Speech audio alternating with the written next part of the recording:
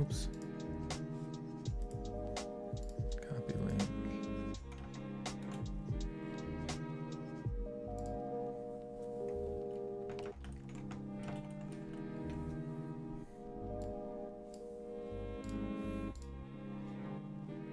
Yo, dudes. Hello, hello. What's poppin'? Slimes. Multiple slimes. Slimies. What's living rent-free in my mind today? Fucking... What isn't, man? I have a generous brain. It lets everything in. Easily manipulated. Probably some 5G.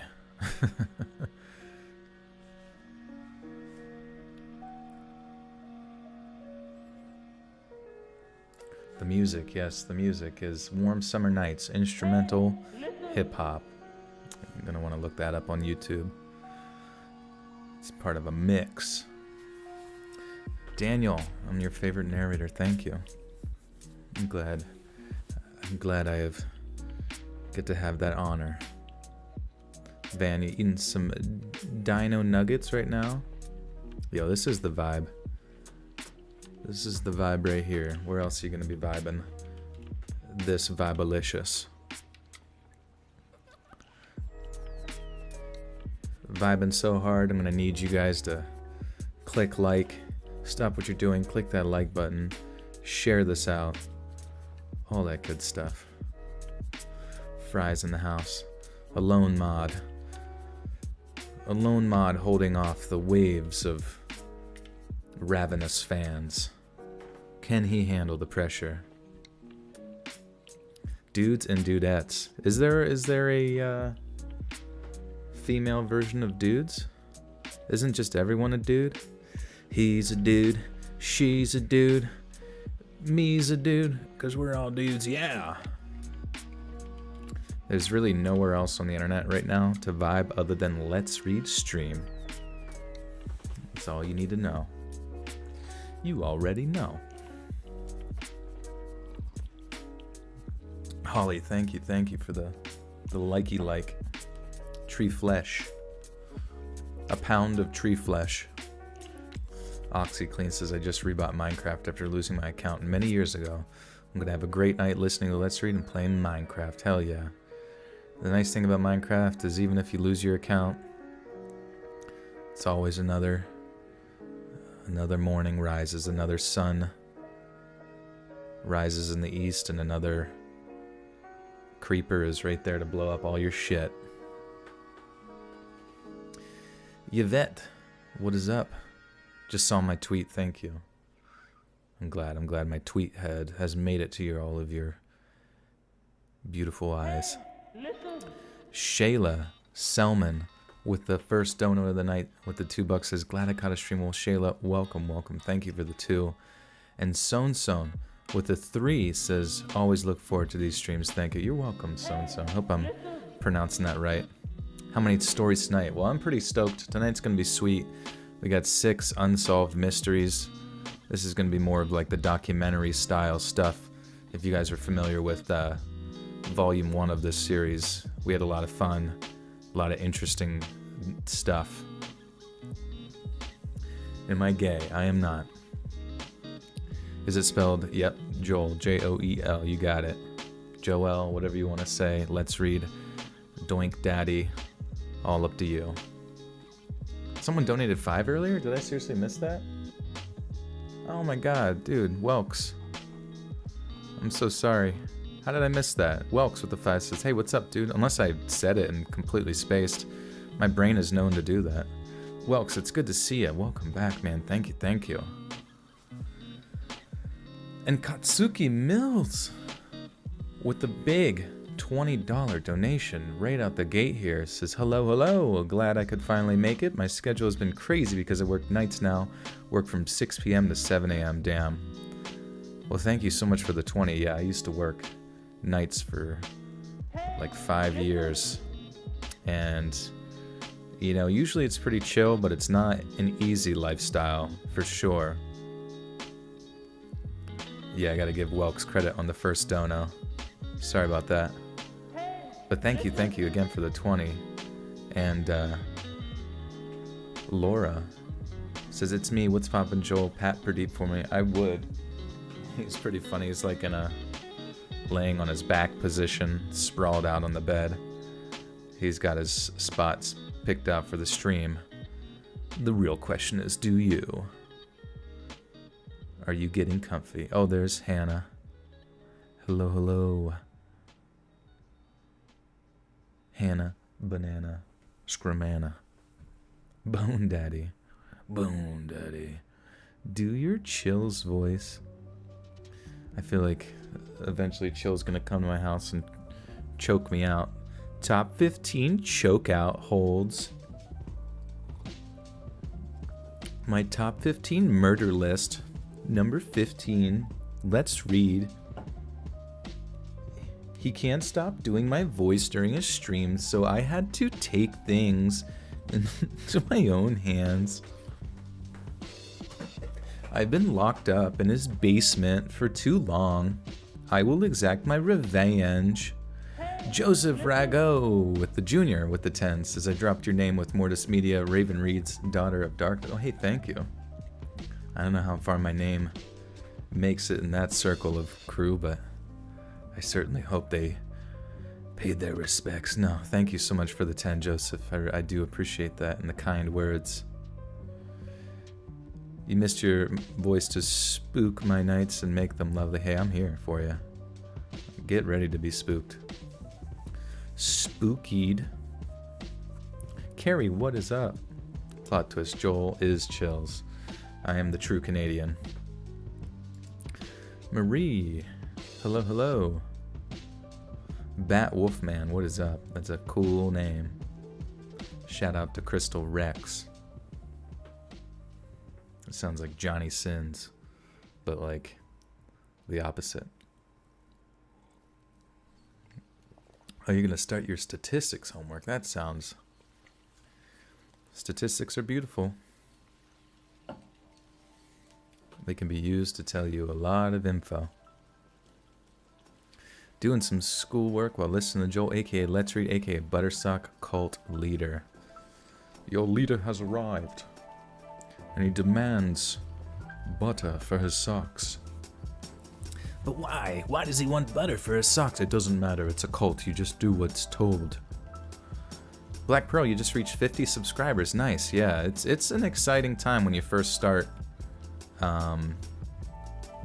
you know, gaining subs and kind of getting that forward momentum. It really is a tough thing to do starting out on YouTube, you know. Mr. Nightmare ain't got nothing on Let's Read. Dude, Mr. Nightmare's gotta like get his name out there with all the other big YouTube boys like Corpse is doing, you know. I imagine he's got the clout to kind of, you know, throw his name in the pot there a little bit, but I suppose he's not going to be doing the Among Us shebanger. Hannah wants to see her renegade. When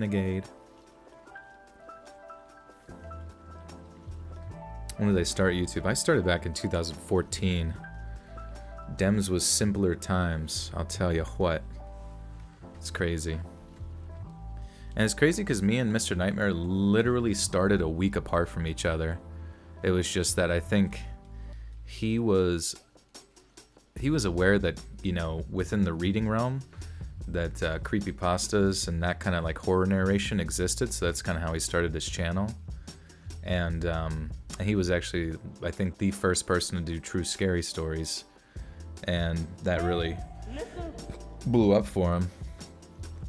I'm gonna have to experiment someday. I don't know what you guys think would be good. You know, start a new trend. Maybe some positive stories from time to time. I don't know if that sounds fun at all to anybody. I'm sure some people would enjoy it, though. Laura says, hey, just so you know, Chill's real name is Dylan. I do, yeah. Dylan is chillin' on Instagram. He's a good boy.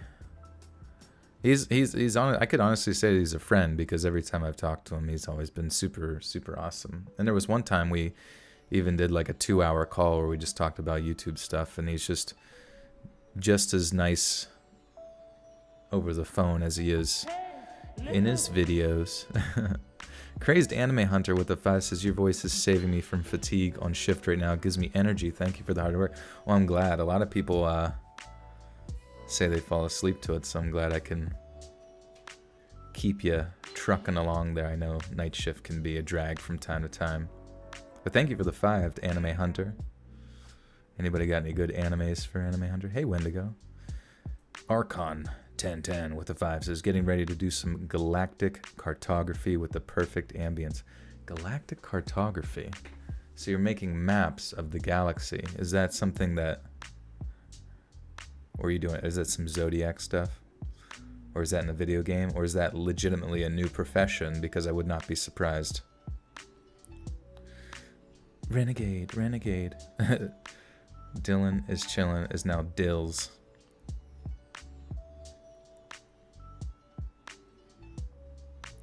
Lila is here. JoJo's Bizarre Adventure. Does JoJo's Bizarre Adventure ever come to a close? Like, it seems like he's been on that adventure for a while. Gerardo, what's up, dude? How many seasons of Naruto are there? I think 200? I forget.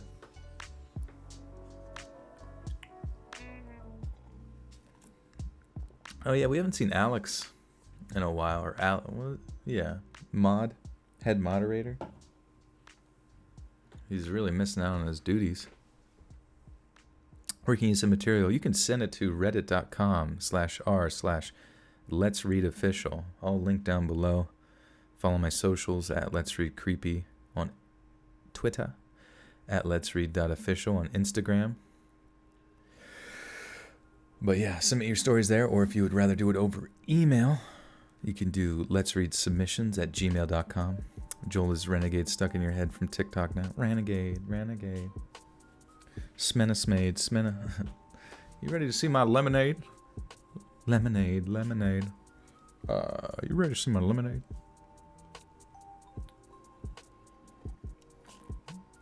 How come when I play YouTube on my YouTube, there's no place for me to chat? I don't know what you mean. Did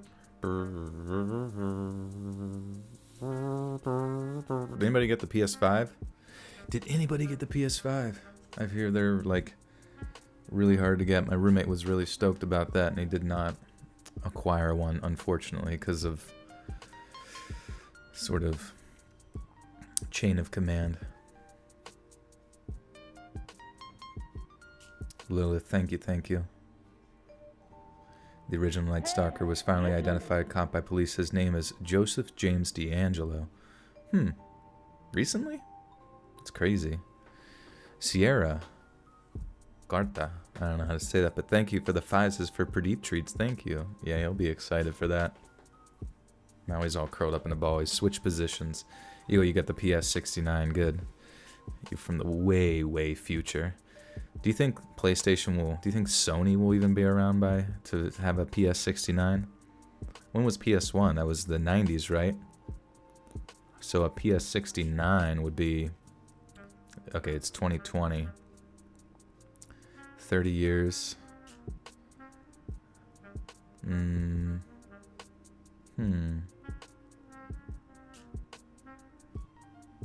Time. Maybe like... Wow, that'd be a long time. Like 300, 400 years from now, we'll have a PS69. I'm stoked. I'm sticking around for it. I'm waiting for it. I'm camping out at Walmart now. In a big old line of people. What's my zodiac? I'm a Gemini. Or asparagus, I forget. Make that dad joke fucking every time. I literally have a playlist for bed for all your scary stories. Best ever. Thank you. Yeah, there's playlists pre-made on the channel if you guys ever like, unless you have like specific ones you enjoy. Didn't expect me to notice you. Oh, I noticed you. Senpaio. Senpaio. He was caught in June 2020. I don't know when the exact day was he was caught. Damn. I don't even know when that happened, honestly. So was this like an old cold case type thing? Fries, your zodiac sign is a $. That's what I like to hear, baby. Get that cheddar cheese. Gonna tag me in some artwork? Alright, I like to hear that. Please do. Always love to see people's amazing talents. In the Discord, which if one of the mods wants to link that, there's a lot of talented artists in there. Always appreciate checking that out from time to time.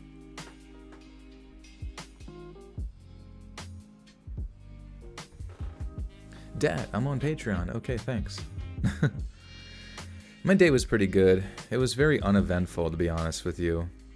I was going to go to the gym, but then my friend wanted to go on a walk, so went on a walk. Got to see him and his sister. I hadn't seen his sister in forever, so that was pleasant. A pleasant surprise. I realize I don't know. My life, the excitement of my life consists of which walking route I'm taking today. I've ascended to old man status. I'm going to start putting my arms behind my back in reflection of all my past years. My voice makes the kitty go whop. Whop, whop, whop, whop, whop. Let's read bathwater when. Hey, it's stewing in there. I'm actually laying in it right now. Swishing around, getting nice and filled with my juices. Hopefully the supply chain isn't as fucked as the PS5 release. Have I tried cauliflower wings? They're actually really good. Oh, like they take like the cauliflower and like bread the wings with it or something like that instead of normal breading or something.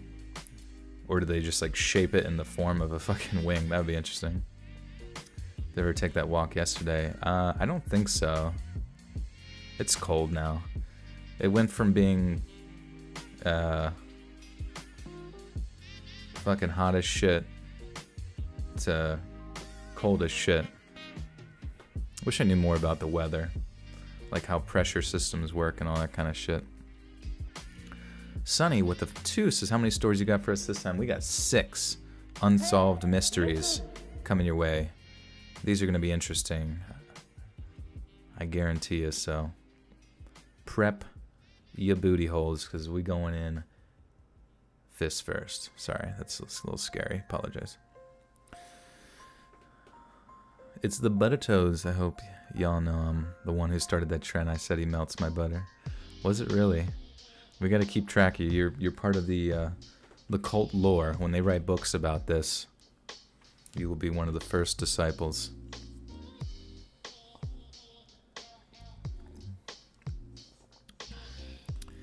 Looking forward for the new Game and Watch. Find it cool, don't you think? Game and Watch, like Mr. Game and Watch? I didn't even know they were releasing one of those.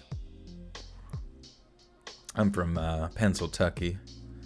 It's nice. The chili has finally arrived. I believe winter is here to stay for the next 6 motherfucking months. Take y'all out to dinner first. I can't. It's just we got to get right to the point, right to the action. Cheese to meet you. I meet someone. I say I'm cheese to meet them. They leave. I meet someone. I'm cheese to meet them. They leave. No, not Kentucky. Pennsylvania. There's a big difference. You tend to use my playlist, but I've made my own of all the paranormal themed ones. Can't beat a good ghost story. Those and the home intruder ones are most creepy because you can relate. Yeah, those are pretty dang good. It is terrifying to think, just like waking up in the middle. Hey, thank you. Love you too. You're in Kentucky. No, I'm not in Kentucky. I just gotta verify that. Pennsylvania. Who's heard of the new Silent Hill game? I didn't even know they were making one. Have I heard about the rumor John Wilkes Booth escaped Washington, D.C. and lived as John St. Helen in Texas and David George in Oklahoma before his death in January 13th, 1993? No, I never heard about that with John Wilkes Booth. I do remember hearing, like, him running from a theater. What was it? Like he ran from a theater somewhere, and then someone ran from maybe JFK's shooter or something ran from there into a theater. I don't know. It was like the opposite, which was strange. Straight to the butt naked truth. Oh shit, we've arrived. Well, guys, we have been chit-chatting for about 20 minutes. Got about 400 beautiful faces in here. I appreciate you guys being here again for another rambly-bambly stream of hot Let's Read action.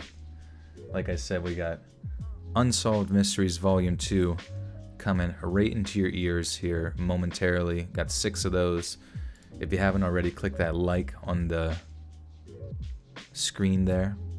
Pencil choke me, Daddy Tucky. Jesus. Yeah, do that. Share this out, either on Facebook, Twitter, Instagram, wherevs. Join the Discord, all that shit. You know what to do. You got it down. I'll get this down to a science. Tanya with the 5 says, hey, thanks for the great stories. Got any spoopy ghost stories included in this raid? I do not believe there are any ghost stories here. It's just going to be sort of true crime style-esque unsolved mysteries, I do believe. You know, if it delves into the paranormal a little bit, I wouldn't be surprised, though. Do I take EBT? Okay, you know. I guess just buy me a bag of Pepsi. All right, I'm gonna switch over to our reading screen. Thank you again to Robin Mikalsen for all of his amazing art for the channel. He is currently out of commission right now while we figure out what's going on with his computer. I believe his hard drive is having issues. If anybody is a computer whiz and trying to figure out and troubleshoot computer problems, please do join my Discord server or find Robin on social media. Maybe help him walk through some options he might have to get himself back and running. But we're speculating that it's a hard drive failure. But in the meantime, the Dark Narrator Horror Stories, who was featured in my last video, has been standing in to help with thumbnails, and they have been fantastic, so I want to thank him again for that. I really do appreciate it. Wells Fargo's got a boner. That's good to know.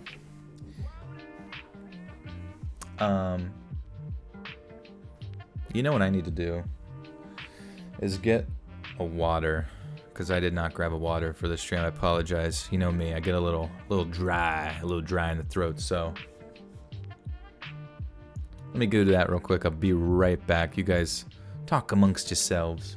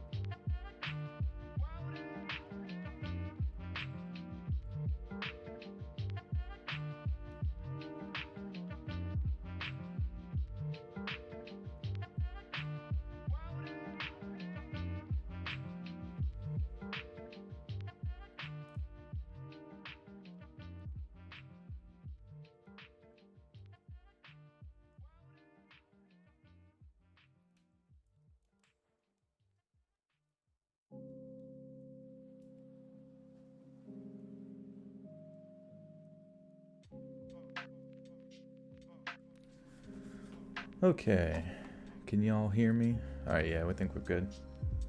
Sweet, sorry about that. You like that Be Right Back screen? That's another one from the good man Robin. Hey, Crystal with the 5 says, narrator has nice feet. You can hear it too. Oh yeah, you heard me squish squashing around on the the grapes that I put. Bruh. Bruh. Bruh. Bruh. Bruh, bruh, bruh, bruh, bruh. We back, boys and girls.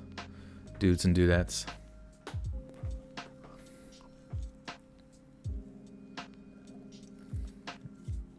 Alright. Sorry about that. I needed to secure a drink, secure the backpack, which is very key for Pradeep to keep him at bay. Gives him something to lie on. He needs like a pretty much a triangular rotation of places to go, like either the bed, the backpack, either over on this computer chair over in the corner of the room. But eventually he'll start scratching on the computer chair to let me know that he wants out. But he ran out of the room in the meantime. I'm sure he'll be smashing his body very soon to get back in.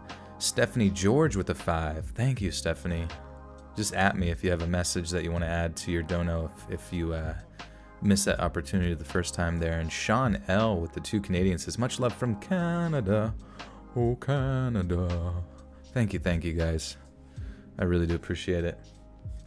I'm going to switch up the mood here, if that's alright with y'all.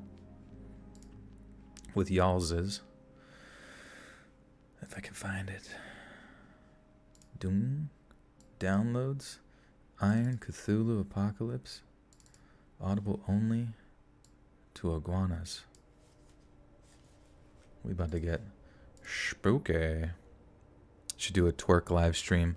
Show us your moves. Do I like Legend of Zelda? I certainly do. I haven't played Breath of the Wild though I did definitely watch quite a bit of it. Everybody throw a like for the goat. Lucas, let me say hi to your mom. Hi, Lucas's mother. What's up, babe? All right. So this first story of the Unsolved Mysteries has a name that I don't know I can pronounce. Name like Mateus Kawecki. Let's see if we can...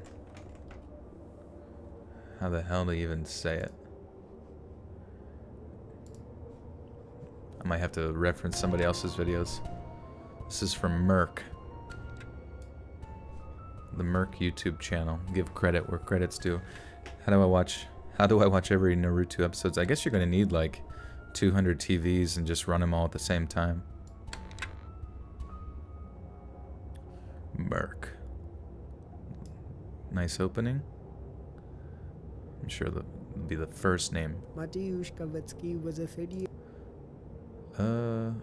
Mateusz Kawecki? That sounded kind of like... Mateusz Kawecki was a 30-year-old man who lived and worked in... Oh, man. I'm, like, nervous that that's not the pronunciation because they have an accent, so I'm just, like, wondering if they're pronouncing it the conventional way, but maybe we'll find another video here. Sorry to waste your guys' time here. I gotta, like, It's from Poland, so this is a case that's been intriguing me ever since I first posted here, so Alright. This is my first post here, so I'm sorry if I get anything wrong. Do I like My Little Pony? This is a case that's Damn been right. intriguing me ever since I first heard about it because it's just so bizarre and cynical in a way. It's from Poland, so I apologize, but there are no English sources. This story. Mateusz Kawecki is a 30-year-old... Oh, they said it right. Okay, Mateusz Kawecki. Cool. Guess they had it right. My bad.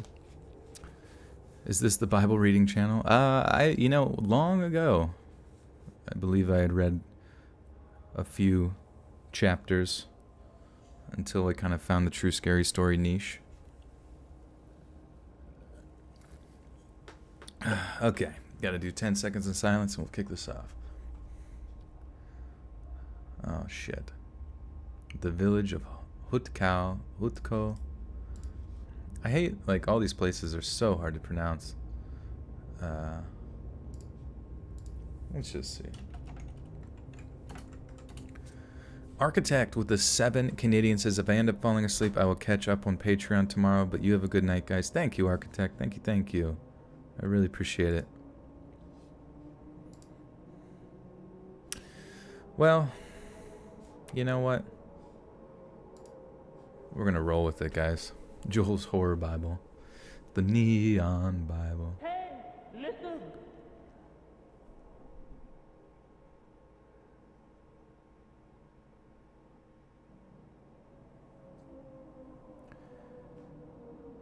30-year-old Mateusz Kawecki was from the small village of Hutkau in... Oh, that sounded weird. Hutkau. I said it like backwards. Mateusz Kawecki, okay. Hutkau.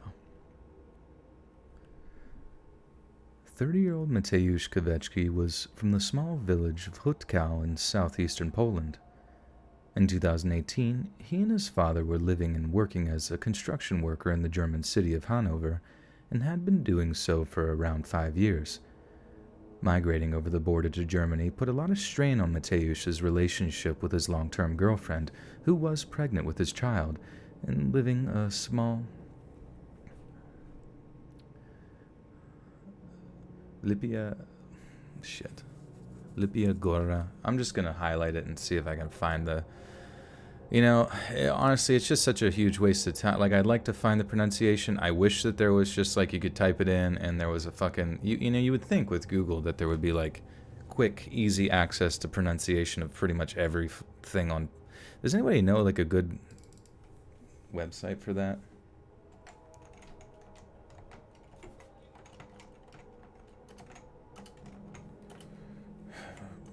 Good website for pro... Jesus Christ.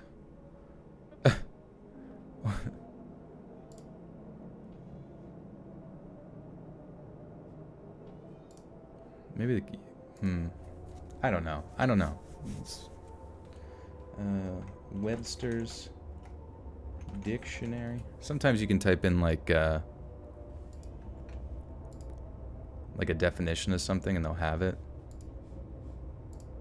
The cat's already going insane. He goes out for 3 seconds and then he just wants 1 second.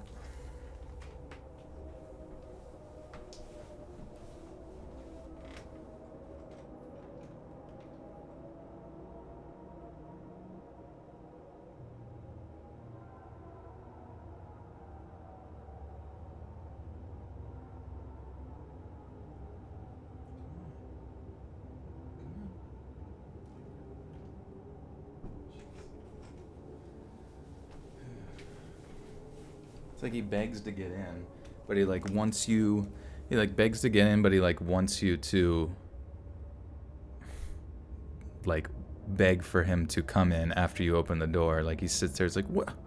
I smashed my body into the door. It didn't mean that I wanted in the room. I don't understand why you're doing this. All right, I guess I'll come in and lay down in your comfy bed. Bong hits, not quite. Lipia Gora, okay.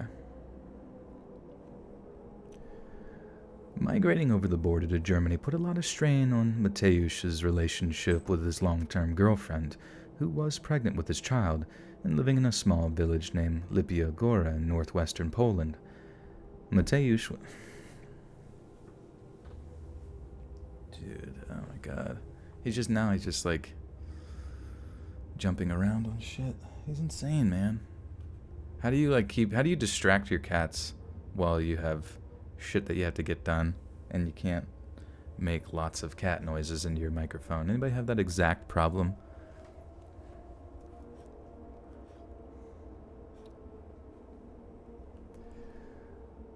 Migrating over the border to Germany put a lot of strain on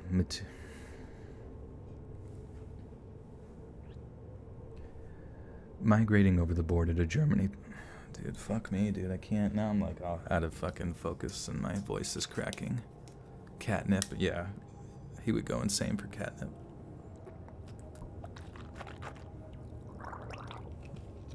Chloroform. It works most of the time.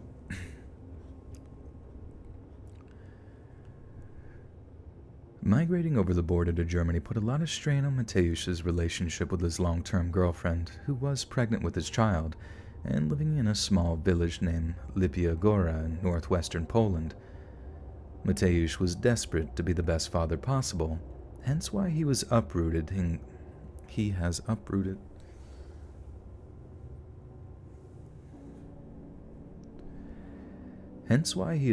his life in his native Poland to earn a considerably more lucrative wage in neighboring Germany. In light of this, he had promised the mother of his firstborn child that he would do anything and everything he could to be present at the birth.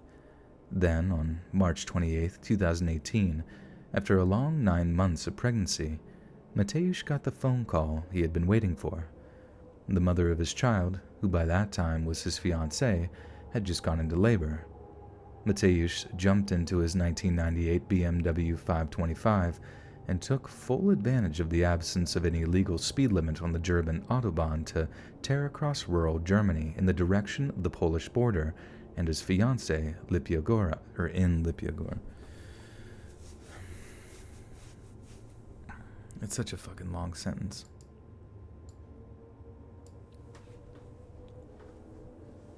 You love that I struggle.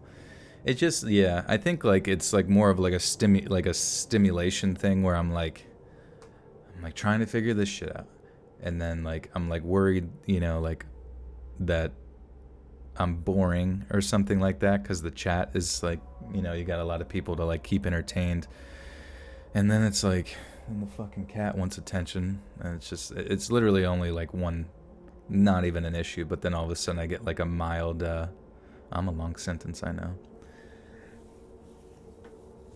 Just get like mildly irritated, but it's all good.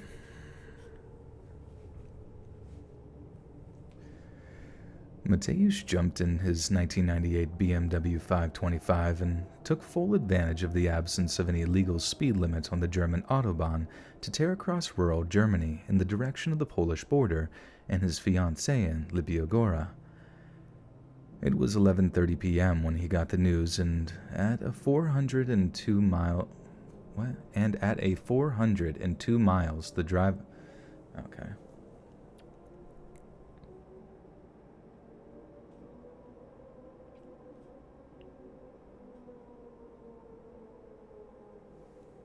Sometimes I wish there was like something, like I don't know how distracting it would be, but like sometimes I wish there was like something like more visual that you guys could like watch while I was streaming. You know what I mean? Like whether that's like somebody else who's like playing Minecraft or some weird shit like that. You know what I mean? Like I don't know anybody who would, if you know any other, I don't know. Maybe we could find somebody who does like Let's Play videos and just like specifically stream that shit or something. Caitlin Lake with the 5 says, biological psych dual major is going to kill me. Your live streams are something I always look forward to. Thanks for keeping us all sane. You're welcome. That does sound biological psych dual major. Yeah, that sounds. Hey, listen.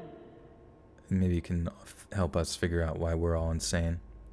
But thank you for the 5. You got, okay, yeah, I guess the chat keeps people occupied. And I think most people just listen to it to like pass out anyways. Or chill. Or actually play Minecraft, you know.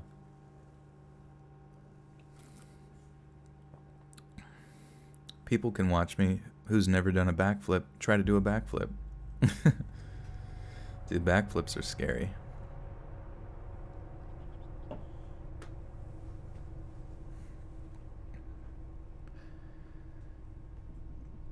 It was 11:30 p.m. when he got the news, and at a 402 miles, the drive across Germany would be a long one, with Mateusz set to arrive in his girlfriend's home village at around 8 a.m. to 9 a.m. the following morning.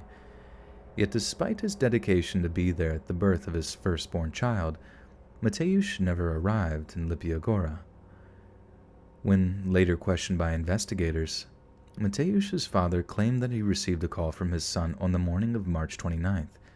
It was around 10:30 a.m. when Mateusz told him that he had been stuck for around 2 hours in a heavy traffic jam around a place called Szczecin. There's so many fucking words and places, and everybody bitches whenever they're fucking not said right. Here we go. Dude, nice. Szczecin. Like, why is there not pronunciation on like every wiki page? I'm gonna have to talk to the CEO of Wikipedia. Alright? Where's he at? Szczecin. Stretching. Szczecin. Stretching. Szczecin. I don't know what the fuck he's saying. Szczecin. Stretching. I don't fucking know. Whatever.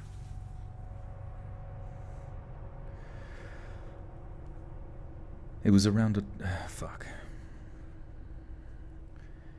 It was around 10:30 a.m. when Mateusz told him that he had been stuck for around 2 hours in a heavy traffic jam. Fuck, bro. Literally can't find my voice. I need like a really hot goo that you can gargle. Anybody got any hot goo?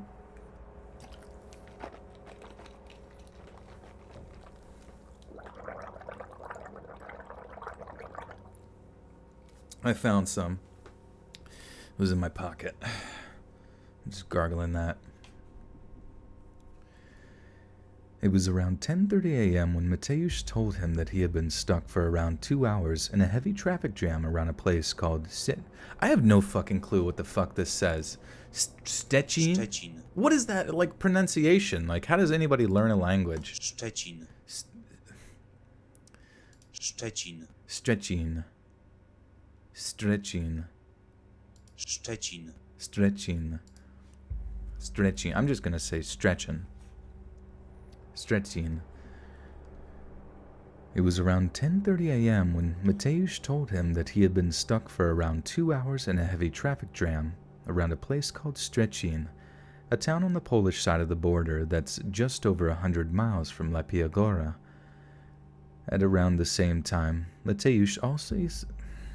Dude, I know for a fact I'm not saying Mateo or Lepia Góra.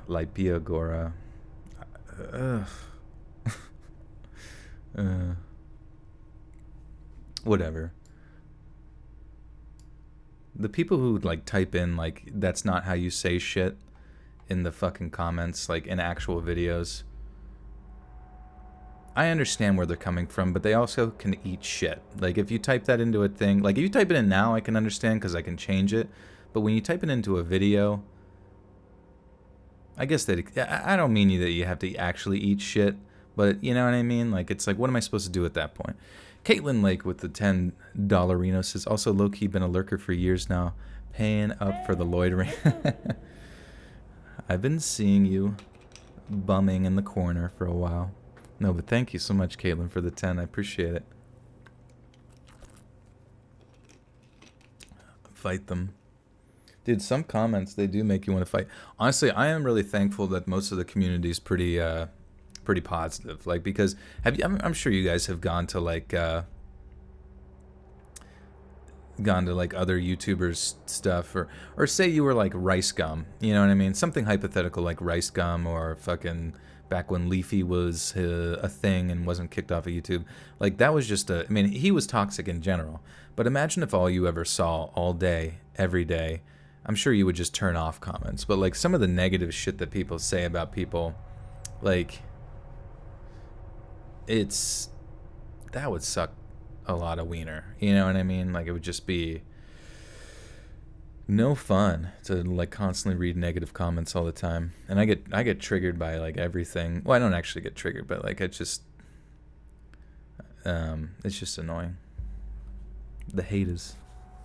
Max wants to fight. Everybody wants to fight. Did you ever see in the movie Step Brothers, they end up like fighting an entire like army of like elementary school kids? Well, it was pretty sweet. Toxicity, no toxicity allowed. I do appreciate it. Nothing compared to the Chills comment section. Yeah. Yeah. I've never actually read it, been through it, but I'm sure it's comedically sound. At around the same time, Mateusz also sent a text message to his fiancée stating that he was approximately 2 hours away from arriving and that he hoped he would make it in time for the birth. This was the last communication the construction worker sent before he seemingly dropped off the face of the earth. As the hours went by, and Mateusz's fiancée got closer and closer to giving birth, she became increasingly worried at his unexplained absence, especially when, for some apparent reason, he was unable to answer her calls or texts. The fiancé grew frantically worried, already intensely stressed by the birthing experience, and ended up contacting Mateusz's sister at around 5 p.m. that same day. She said the same thing, that she had been calling her brother's phone almost non-stop, and whenever she could actually get through, the call would ring out, as if there was simply no one there to pick up the phone. This was deeply concerning for all involved. To everyone's knowledge, Mateusz was still in the car, within arm's reach of his phone. Even in the unlikely event that he had stopped to eat or fill up on gasoline, he could have been able to at least answer or return calls. In their eyes, something pretty dreadful must have happened to keep him from seeing the birth of his first child. So later on that evening, Mateusz's mother called up her local department of the Polish the Polish Polish.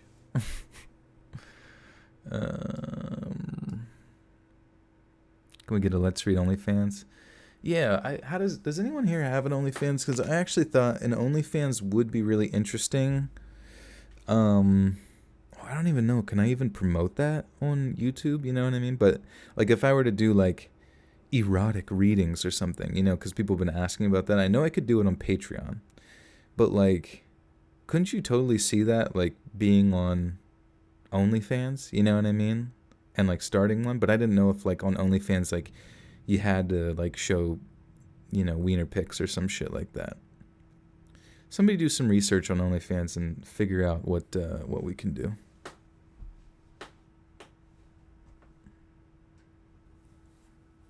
You're making an OnlyFans? Nice. I feel like that's something, it's weird because like OnlyFans is like finally like one of those things where like a conventional day-to-day person can post lewd images online for profit, right? But I feel like because it's become so normalized in that sense, people's careers and other, you know, reputations and other things like that have been ruined for very similar things, you know?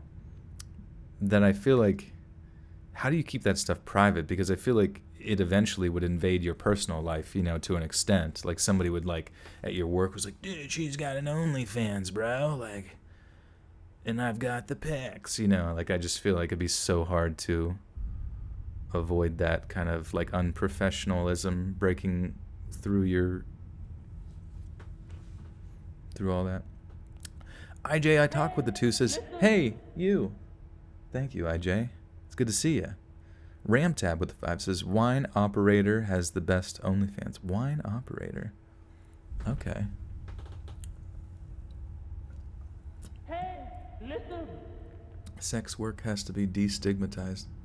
I guess. I mean, that's like, I mean, you go back to even like the oldest tales of, you know, Jesus. Remember with the one Mary chick, they were like about to stone her because she was like a prostitute or something. I forget. You know what I mean? You remember that story from church, like the prostitute they're about to stone, and then Jesus is like, ye without sin cast the first stone thing. So like obviously like, you know, not passing judgment on people is always the lesson. But at the same time, when, you know, it's like those involved in quote unquote sex work, which I don't really think OnlyFans necessarily is, though I can understand it sort of is. That's going to be something that I feel like is kind of ingrained into the human mind, where it's, you know, it's just sort of naturally taboo because it's sexual, you know.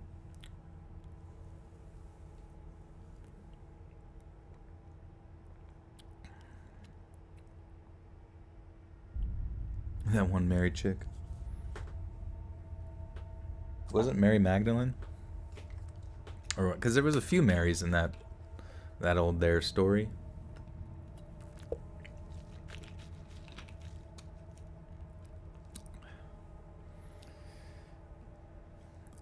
I guess maybe I'll read up on OnlyFans. You know, do a little bit of research, so to speak, and figure out what the limitations are for content on there. Because, like, if it specifically has to be, you know, sensual in nature per se, or if it could just be like anything that makes the website money can be on there, you know. etc., etc. Ramtab with a 5 says OnlyFans is just a platform for whatever you want. Wine operator shares dog pictures. Oh, interesting. Does anyone pay for that? Because I feel like, I don't know. I just don't know like how you market yourself. I almost feel like you have to be some. The thing about OnlyFans that seemed like that jumped out to me first was that it's a place where you can get sexy pics of people for people that normally wouldn't be sharing sexy pics. You know what I mean? Like, so like, say some random big YouTuber girl or guy starts an OnlyFans, and it's like normally you wouldn't be able to like see them in, you know, sort of scantily clad outfits, but OnlyFans sort of bridges that gap, you know. So it's like that's the mystery, or you know what I mean? I don't fucking know. You know what I mean? Right? Yeah, Brittany, you give out doggy pics for free. Same here. I do that with feet pics.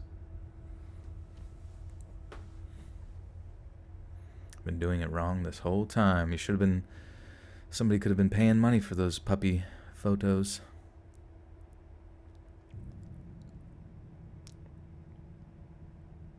But that's also the thing too. Is like because obviously since you know those types of videos, like if you want something to wax your weasel, you can just go on fucking Pornhub and do that for free. But I think this thing about OnlyFans is like, celebrities create it, like that one that got like $2 million, but then never gave out a particular tier or something and got in trouble because they had to like wire people back a bunch of refunds or something. And that was an issue for the website because it was like way more than they could handle. Sell my dirty panties. Oh, there were a lot of dirty panties I could sell. OnlyFans is British Patreon. Is it British? I feel like I didn't create any association with the UK and OnlyFans. I thought it was just like sex. But, I imagine at the end of the day, if somebody's willing to pay money on their website, they probably don't care what content goes on there as long as they can get a cut. I wonder what percentage of the cut they take. Let's see this. How much does OnlyFans take? Sorry to waste your time, guys. OnlyFans keeps 20% of the fees to cover the costs associated with running the OnlyFans site and apps, hosting, and payment processing. Makes sense. It's a decent amount, I guess. Ramtab with a 5. It's a $9 a month monthly. She's donut operator's wife. Oh. Oh, do you get to see her too? Like, what's the deal? I don't even know who donut operator is. But thank you for the 5, Ramtab. And Mega with the 5 says, question, do you have any plans to do ASMR stuff in the future? Well, I have an ASMR channel. It's called Let's Read ASMR.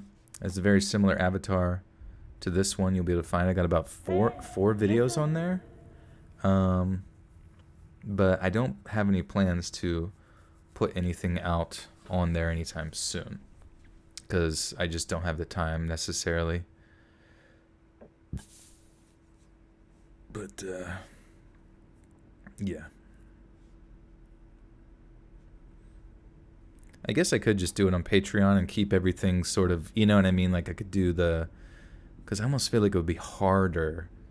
But then I would have to like designate my Patreon as like a not safe for work Patreon, I think. You know what I mean? Would that turn people off, like, or would they still access it? I don't know. Anyways, we'll get there when we get there, Mateusz. We have to learn about Mateusz. What happened to the poor fellow?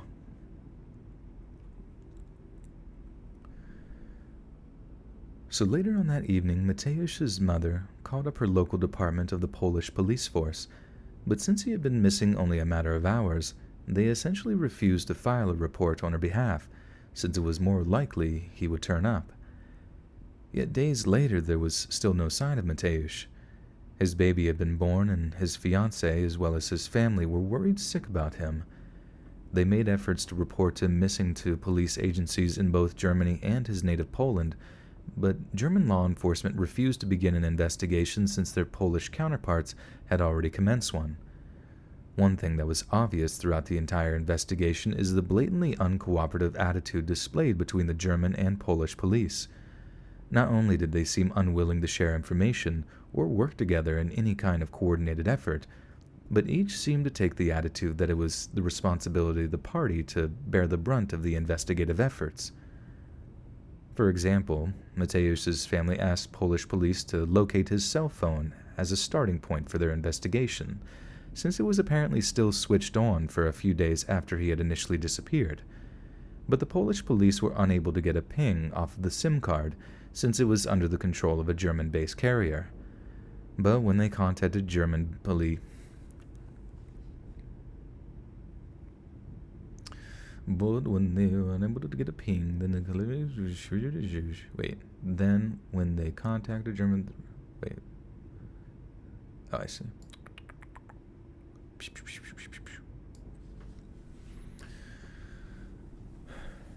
Okay.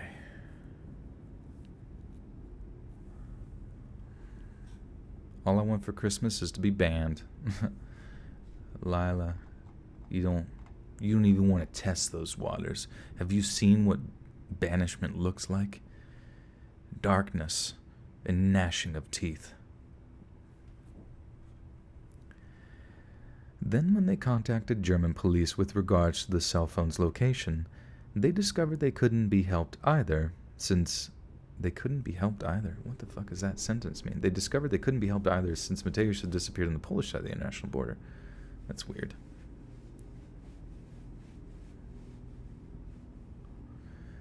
Kayla, you're playing Fortnite. Nice. I think Jensen was playing back into Fortnite again and has been kind of rolling it. You are $4,700 in credit card debt from OnlyFans addiction. Barack Obama Barack. I knew it, dude.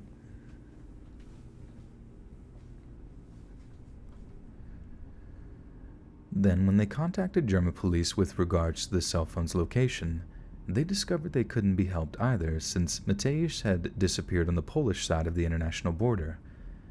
Then, after some investigation on their part, Polish police claimed that at no point did Mateusz's phone connect to a Polish network and questioned whether or not he had actually crossed the border into Poland at all. Growing incredibly frustrated with the floundering investigation, Mateusz's family began their own private investigation into his disappearance.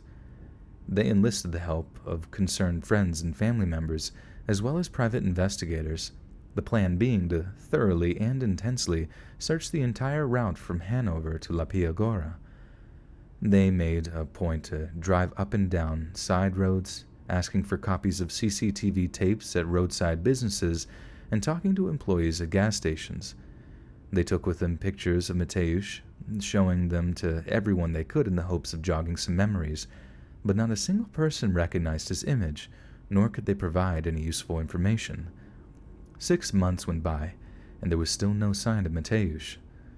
What was all the more confusing is that it appeared that not only had he himself vanished from the face of the earth, but so had his car and his phone, the former being not so easy to hide or dispose of.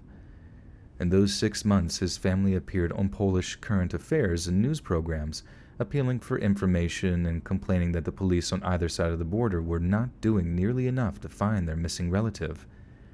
Then, on September 12th, with the family quickly...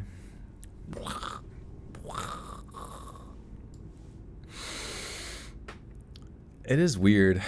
Like, it's just strange to think sometimes, like, when it... I mean, imagine yourself being in, like, the police force. Like, you think about yourself at your own job, at least if I think about myself. Like, I think about how, to a degree, sort of reliant I am on other people, to a degree how, like, inept I can be as a human being. Just kind of apply that pretty much to any law enforcement agency, where the same sense of, like, issues that humans struggle with in regards to ineptitude and laziness can pretty much exist in all law enforcement, and it probably to varying degrees depending on which nation you're in or locality. And that's got to be so annoying where they're just so lazy they're trying to place all the blame elsewhere. You're studying to be in the police force? Bet. Well, Yeah, I mean, all you can do is, on an individual level, try your best, but I'm sure to a degree you're probably going to come across a lot of people where you're like, Jesus Christ, they don't do shit, do they? Fucking lazy bastards. But really, a lot of it comes down to your own, to individuals' like personal responsibilities. What do you want, Pradeep? What do you want? He wants out. He wants out so that he can scream that he wants in 3 seconds.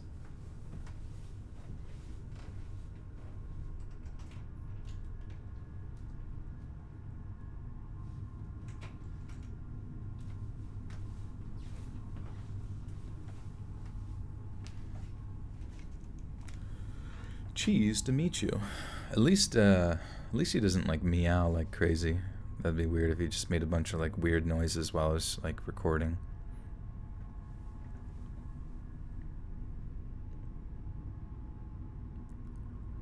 Hey Let's Read, I made a promise to you to narrate a whole video if you gave Hearth my comment. How can I fulfill my promise to you? I don't quite understand what you said. I apologize. Also, don't spam the chat. I just don't know like what you're saying. Hey, Let's Read, I made a promise to you to narrate a whole video. If you gave Hearth my comment, how can I fulfill my promise to you? I don't understand what you're saying.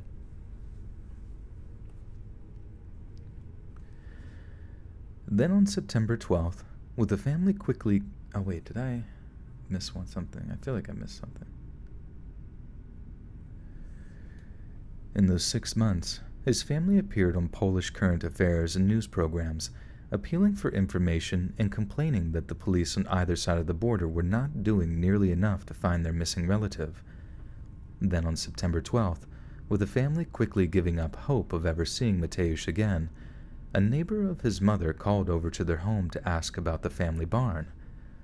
The barn was pretty close to their neighbor's property, and they suspected one of the animals it housed had died during a cold snap, since during the warmer parts of the day an extremely unpleasant smell could be detected when in close.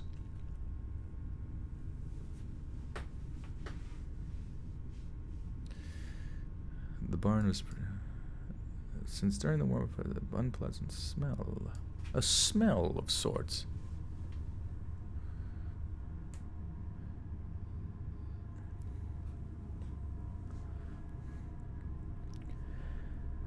The barn was pretty close to the neighbor's property, and they suspected one of the animals it housed had died during a cold snap, since during the warmer parts of the day an extremely unpleasant smell could be detected when in close proximity to it. Mateusz's mother checked the situation out, but found that all their animals were alive and well. Yet the smell persisted. The barn in question had a walled-off section that served as a storage space for farm equipment, but the brickwork meant that there was a small kind of ceiling to the structure. Since every part of the barn except the small ceiling had been searched, Mateusz's mother, along with the neighbor, used a ladder to climb up onto it. What they discovered horrified them. On top of the brickwork was what, at first, fucking shit. You think red is sus? Red is always sus. I don't really know how people can play Among Us like over and over and over and over again. Like, is it not just the same fucking game 30 times over again? You know what I mean? Like, I guess if it's like after like 3 times, I'm just like, what are we doing, guys? Like, can we go shoot something? Hey, Let's Read. I made a promise to you. On a previous video, you gave a heart to my comment. So as a challenge, I had to narrate one of your videos. How can I fulfill my promise that I made? I still don't understand what you're saying. Like, so I hearted one of your comments where you made a promise that you would narrate one of my videos, like, or narrate a video, or do a narration, or how can you fulfill the promise that you made? Like, if what you're saying is that the promise that you made me is to narrate a story, I suppose the only way to fulfill that promise is to actually do a narration. I don't know. I think that's where you're going with this one.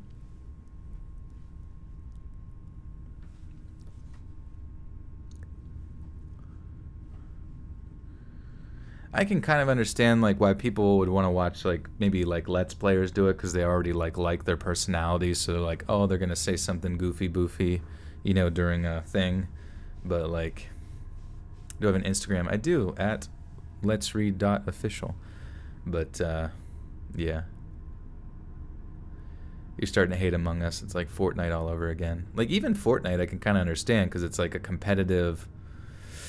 It's like a competitive thing, it's a shooter, it's a battle royale. Like, I don't really like battle royales, and I'm sad that that's kind of taken over gaming and stuff, but I can understand why, like, there's always, like, to a degree, there's going to be a different outcome, but, like, with Among Us, it's like there's two outcomes. Like, you're an imposter and you're trying to kill people, or you're not, and they figure it out, or they don't, and I don't know. I feel like after you experience both of them, and maybe you have a goal to like win on both sides, like after that, it's just kind of like, I don't know. To me, it just seems like a really like brief novelty, like a new thing, you know what I mean? That I am so surprised that it's like taken hold as strong as it has, because it's like finding a Flash game on a web browser, and then for whatever reason that Flash game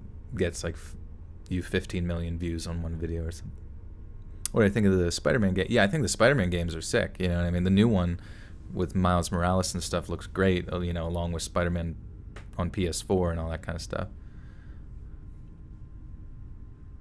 It's only fun if you're the imposter now. I know, I mean, when you're the imposter, it's kind of cool because it's, I don't know, there's some sort of coy nature to it, but how often do you even get to be that, Cyberpunk does look cool. I mean, yeah, that makes sense. Like, anytime prominent people play shit, it's gonna get popular. And I remember, like, I'm pretty sure, wasn't it, like, XQC who was streaming the shit out of it on Twitch and stuff, and then it just kind of permeated downhill. In a similar fashion to Five Nights at Freddy's. I thought Five Nights at Freddy's was kind of stupid. I never played it, but it just looked silly to me. I mean, granted, I'm a grown-ass man, so I'm obviously not going to be, like, super stoked about Five Nights at Freddy's. But I think the fact that big names play it, it's all about influence, And then all the people down in the lower spectrum who really could give two shits about the game either, they just kind of, like, followed the trends because that's how trends work, Especially on YouTube.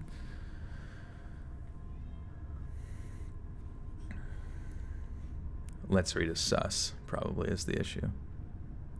Yes, live stream go brrr, brrr. On top of the brickwork was what at first appeared to be a pile of clothing. There was also 2 hangman's nooses hanging from the rafters, and what seemed to be a backpack of some description near the pile of clothes. But as soon as one of the pair shined a flashlight over the mass of clothing, they discovered it was actually a human corpse, still clad in the clothes that had died wearing. Still clad in the clothes they had died wearing. Although the corpse was far too decomposed to be recognizable, it was clear that the head had been severed from the body. I know the conclusion seems obvious, but we have to remind ourselves that Mateusz wasn't headed for Hootcow. Hoot cow. A hooting cow.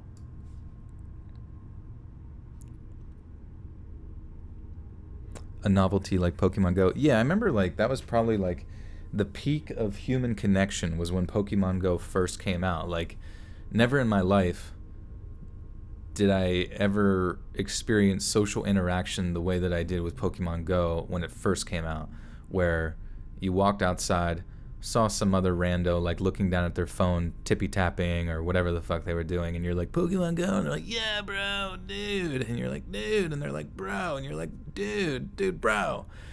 And, and then eventually I realized that within like a day, I'm like, this is not like the old Pokemon RPGs at all. This is very, very streamlined, and I'm not a huge Pokemon Go fan. I know some of my friends are really into it. They're like addicted. They pay money for it. I feel like it's not very engaging at all, especially since, you kind of get used to the older type of games. And I almost feel like nobody would probably buy all of the newer Pokemons that come out if it was identical to the gameplay style of like turn-based RPG stuff. But I mean, that's what I thought it was going to be, was like you wander around, find somebody else within proximity who you can challenge, and then have a turn-based fight with these people. But it is what it is. Just read a book. Just read a book, bro. Animal Crossing. Yeah, I mean, I know people like Animal Crossing because it's like playing The Sims or something like that with all the little things you do.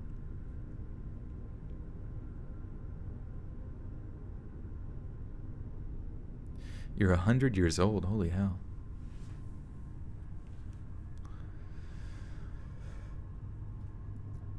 I know the conclusion seems obvious, but we have to remind ourselves that Mateusz wasn't headed for Hutkau, his home village, but his fiance's, which was on the completely opposite side of Poland with a whopping 370 miles between them. His home village was in no way on the route to Lapiagora, and there was no reason to believe that he could have been anywhere near Hutkau. Nevertheless, and to the heartbreak of his family, the body was determined to be that of Mateusz. Yet shockingly, the cause of death was deemed... Oh. Aaron, what's up, dude? Cheese to meet you. Yet shockingly, the cause of death was deemed that he had taken his own life. This was completely absurd, given that one of the young man's shoes was found in the barn, with a severed foot still inside. It was also discovered that some of his teeth had been knocked out, and he was stuck in his clothing in a mass of dried viscera. Whatever had happened to Mateusz had obviously involved violence and dismemberment in some form, and the family was outraged that such obvious clues could see no...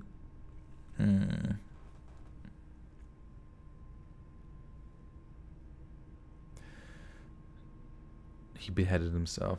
Well, I was thinking, like, I think initially they might think the head fell off from, like, you know, if a corpse starts to, like, decompose after hanging, it could, like, break apart. But the fact that they found a severed foot further away and the teeth knocked out, it just seems like the police force are really lazy.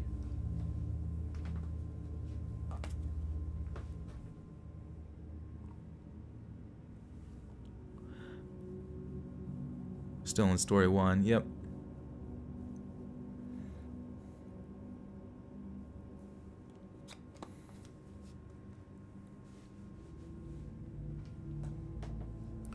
Well, Golsey, so the way that like I do collabs is like you kind of have to establish yourself to a degree as far as narration goes, or just like wow me with your narrative voice. Like sometimes people just like email me or, you know, message me or at me on Twitter or something so I can like hear their content, and sometimes I'll check it out. You know, I'm not beholden to like actually consider every individual that wants to collab, but a lot of people want to collab like before they've even started their own YouTube channel or started their own thing, you know, which to me is like very illogical, because you gotta like actually want to start a channel to collaborate with other channels that do the same thing, you know what I mean? Like you can't just be like, I would like to be on your thing, because it's like, well, why? You don't even have a channel.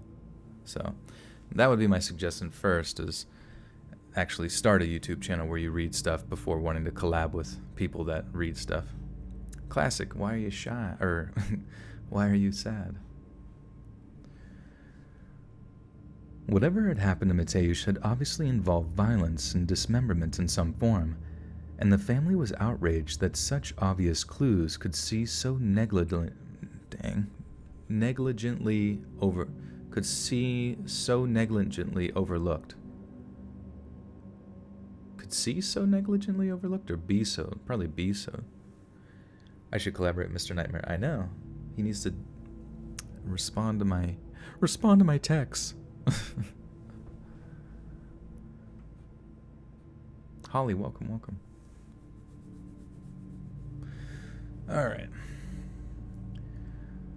Whatever happened to Mateusz had obviously involved violence and dismemberment in some form, and the family was outraged that such obvious clues could be so negligently overlooked.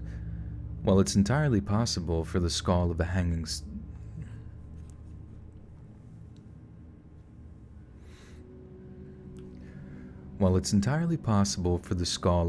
body to become detached after dangling for some time during the decomposition period, the knocked-out teeth were a dead giveaway that something was seriously amiss. Perhaps one of the most curious details surrounding the items left behind on the brickwork ceiling is an empty bottle of orange juice that was found in the backpack. Mateusz's family insisted that he didn't like orange juice or citrus in general, and that this was strong evidence that he had been murdered by someone who had then disposed of the empty bottle inside of the backpack. Though Polish police refused to take this up as a serious clue, and apparently didn't bother to check the bottle for fingerprints or DNA material at any point during the investigation. But the most prominent mystery of the entire case, aside from the events surrounding Mateusz's actual death, is what happened to his car. The 1998 BMW 525, which he traveled out of Hanover in, has never been found. Which he traveled out of Hanover in has... Oh, I see.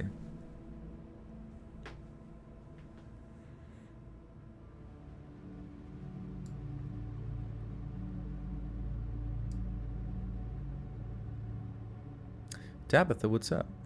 You needed this. Well, I'm giving you what you need.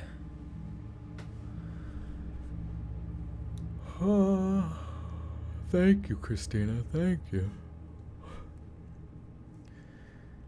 The 1998 BMW 525, which he traveled out of Hanover in, has never been found either in Germany or in Poland. Neither were the car keys or the vehicle's registration, which in theory should have been in Mateusz's wallet, which was actually found in the backpack left in the barn. What's more is that despite reappearing in his home village at some point, no one saw Mateusz or his car. For all intents and purposes, it appears he somehow infiltrated his home village in order to end his own life in his family barn. But there is obviously so much more to the case than that, and the reasons for him taking his own life, especially given that he was a new father, are extremely spurious. Both the Polish police and the state prosecutor insist that Mateusz's death was in fact him ending his own life, and had since declined to investigate any further, even in the face of insistent appeals from all of his family and friends who assert that the whole thing has been a gross...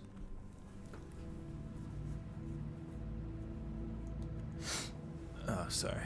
Got like cat hair climbed in my nose as I'm fucking reading. Pradeep still exists even when he's not here. Chuck Go with the 10 buckaroonies. Thank you, buddy. What's up, my dog? Chuck Go is... Jesus Christ. Chuck Go is this, also the big poker streamer you guys may be very familiar with, Deep V-Neck.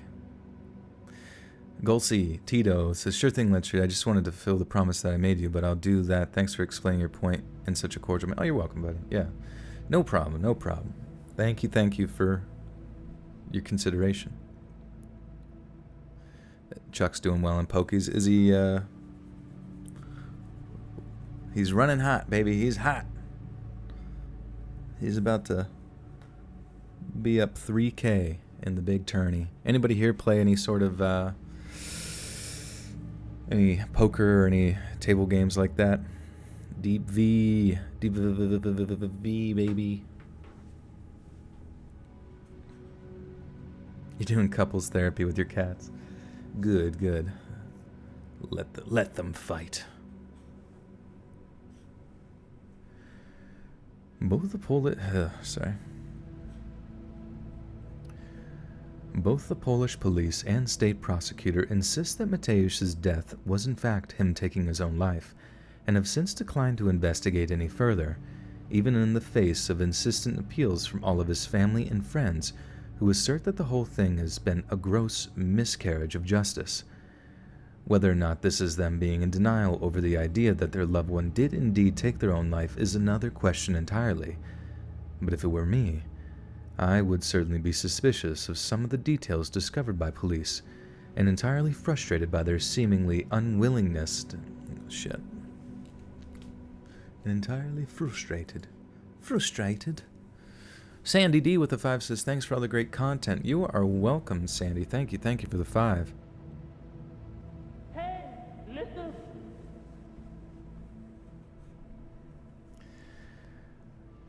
But if it were me, I would certainly be suspicious of some of the details discovered by police. I was going to say Poland. I don't know why I got those mixed up in my head. You play blackjack, Vic? Yeah, blackjack's fun. It's like a lot more relaxed. We were at this one table playing blackjack, and for certain that table was counting cards and cheating or something. Some sort of mechanism going on there that constantly put us down just because statistically we lost way too many times in a row. It was very weird. Wayne, thank you, my dude. Joel, PS5 or the new Xbox? Well, I mean, kind of on the PC Master Race side of things here since 2013, but in all honesty, I feel in my heart of hearts that the PlayStation 5 will probably reign supreme. There's something about it that I am kind of under the interpretation that it's going to have a very much wider selection of games and be more accessible, I feel like, to the average consumer than the Xbox. What do I have that to back that up as evidence? Essentially nothing. And I guess we'll kind of see how things play out, but I'm kind of vibing with the PS5 at this point, at least in my head. But like I said, if you ever get a chance to build a PC when you finally, because you know it's not cheap, I'd say go that way, because there's the cool thing about building a PC is that in the long run you save so much more money on games, because there's just so many times on Steam and various other like if you had Epic right now and you got it, you know, right when Epic first came out for, you know, Fortnite and all that kind of shit, the amount of free games that you could get on Epic that are like legitimately like solid games that you should definitely play, you would have a massive library at this point and not pay a single dime. It's pretty wild. You sound like me when I write papers. I both do and not disagree to that point. PlayStation is alright. I don't know. At least in the last generation, I feel like PS4 had an advantage. I just feel like there was a lot of like... The cool thing about the PS2 days was that there were a lot of like exclusive PS2 games that just came out just like randomly, you know, and they were like big hits. And I kind of feel like it's a little bit harder to develop games now for like as consoles move forward, but I felt like PS4 still kind of maintained that to a degree with some kind of random games, whereas I don't know, to me Xbox was very limited in their library, I feel like. And if it was exclusive, it most likely came out for PC as well. State of Survival. You mean State of Decay or State of Survival? Never heard of State of Survival. But if it were me, I would certainly be suspicious of some of the details discovered by police, and entirely frustrated by their seeming unwillingness to investigate seriously.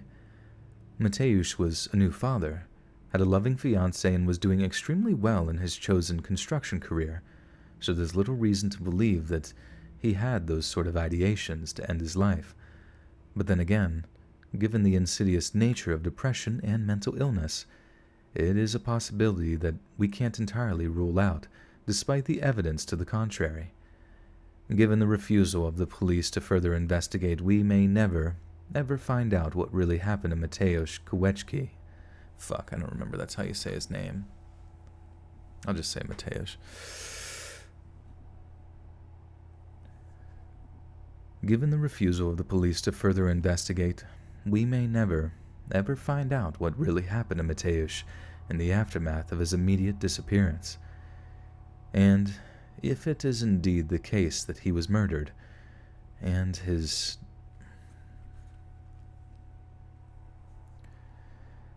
if it is indeed the case that he was murdered, and him taking his life was staged to deter investigators from pursuing a suspect, It's entirely possible that his murderer is still free to roam around Central Europe at their leisure, feeling a grimly smug feeling that...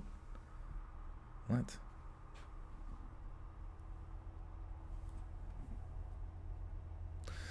Okay, what the fuck is this sentence?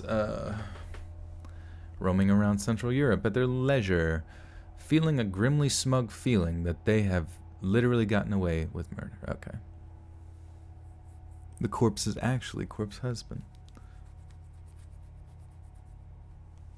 Where's the Hawk? Yeah, where is Mr. Hawk? What's my favorite game? I don't know. I don't really have one right now.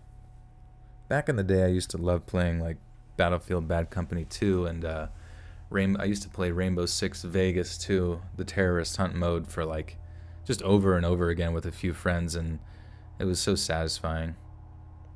I kind of like those games, those like cooperative games where you take on waves of enemies. It's pretty sick. But currently all I do is like addictively play Overwatch, but I hate that game. I don't know. I'm sick of it. I know Overwatch 2 is eventually coming out, but I've had enough. I'm just fucking done with that bullshit. Ashley with the 5 says, I'm listening and writing a college essay, but I'm listening to you more than I'm typing. I would struggle to like type and listen, because I feel like my mind would like type out the things that I'm listening to, You're going to end up typing something out about like murder and Mateusz. Oh, there's Squawk. Squawker. Squawk! Squawk 1. Reporting in, sir. All your boyfriend does is play Siege. That's cool. Yeah, I never got into Siege. I played it a little bit, but I just wasn't feeling the vibe there, Snuff Bunny want me to play Overwatch with you. I'm toxic, though, dude. Like, unless I'm playing healer, I'm toxic. Like, I can play healer. The only thing bad about playing healer is that, like, you just can't carry hard enough. You know what I mean? Like, you can't just roadhog somebody with your hook and one-shot them in the face. Like, you can be Anna and, like, sleep dart somebody, maybe throw down a really big grenade that antis everybody, but for the most part, healers, I feel like, get kind of fudged in the bum on that one.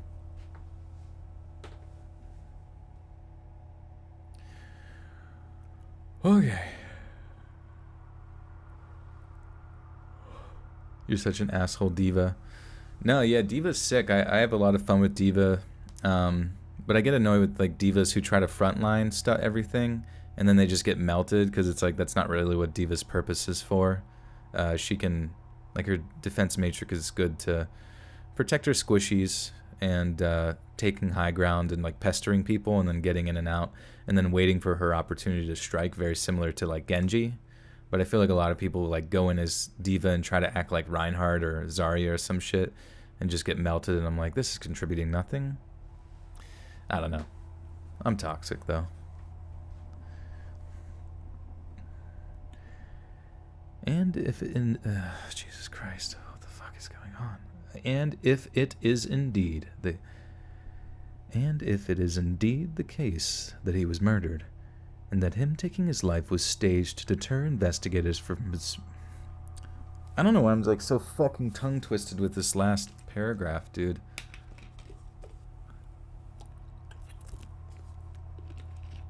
What did I study in college? I went to nursing school for 4 years. It fucking sucked. I hated school so much. I literally feel like I missed all the fun shit about college. I was so honed in on school the whole fucking time. I feel like I never got to have any fun. I mean, I did, but looking back, I feel like I'm going through like a midlife crisis where I just want to go do it again and just party like an idiot. But at the same time, I also don't, because I hate drinking. Lube the tongue. I gotta spread it all over. And if it is indeed the case that he was murdered, and him ending his own life was staged to deter investigators from pursuing a suspect, it's entirely possible that his murderer is still free to roam around Central Europe at their leisure, feeling a grimly smug feeling that they have literally gotten away with murder. We did it. We did it, baby! Story fucking 1. Woo! Okay. Alright, these are English words. I think I'll be much better at them.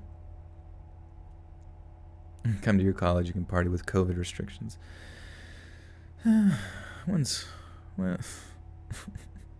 fuck COVID, dude. It's fucking stupid, man. I feel like life is just over forever because of COVID. It's just like never gonna go away. As soon as you think it's starting to chill out, and they're like, okay, here's some good news. Just kidding. We're fucking gonna go insane again. Coming to Pennsylvania soon. Your college is letting you guys back for spring semester. That's cool. That's cool. Ted Bundy was creepy. He was an example of the devil in disguise. Who agrees with me? Ted Bundy was a saint, a good boy. The amount of anxiety you get, the last thing you need is to be drinking. Yeah, I don't think drinking helps. Axeman, you son of a bee, what are you up to?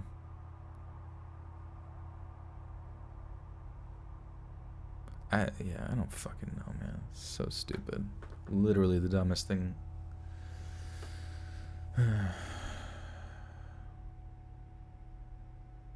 It's just...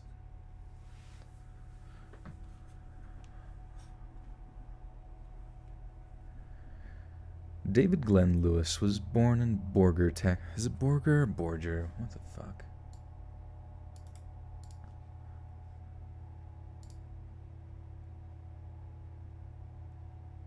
Borger. Borger. Hamburger. Have you or would you do a face reveal? Probably not. Not interested in that.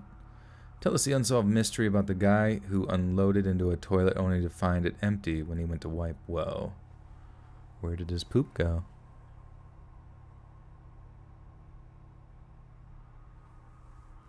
Hamburger.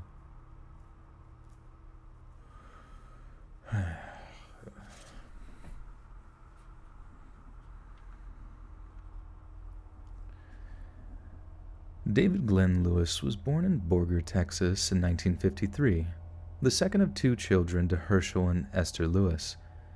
In 1972, he graduated high school and went on to attend Texas Tech University, where he excelled academically, graduating as an honor student in political science. David stayed in academia following this, gaining a place in the Texas Tech Law School, studying until 1979 when he earned himself a jurisprudence.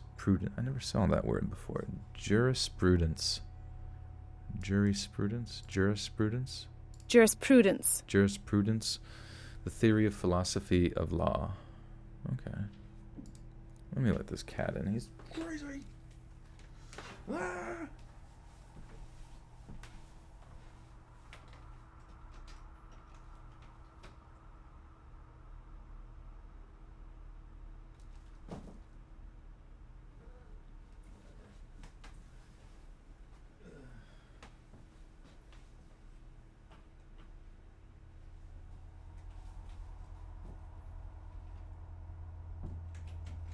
Trying to get Pradeep to come in the room.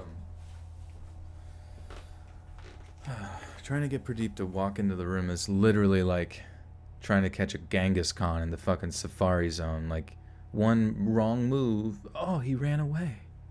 He ran away. I need to use like a Jigglypuff to make him sleep so he doesn't run away.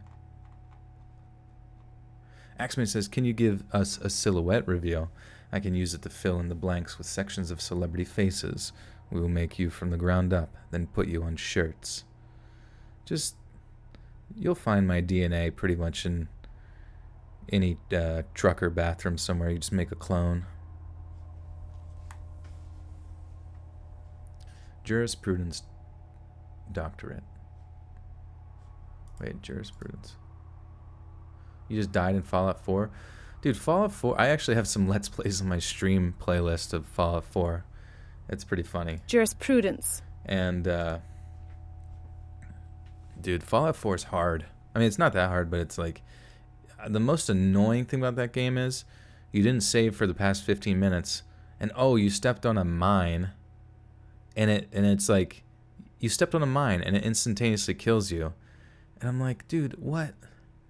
Fucking Skyrim didn't have fucking instant kill mines. You know what I mean? I thought that was really dumb because it was funny the first time, but it just like they're like pretty much everywhere.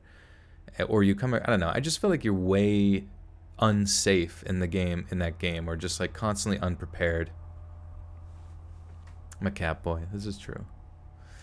Cat boys are ruining my life. Christina, thanks. The needy cat club. I know. It's just so needy. It's crazy. David stayed in academia following this, gaining a place in the Texas Tech Law School, studying until 1979 when he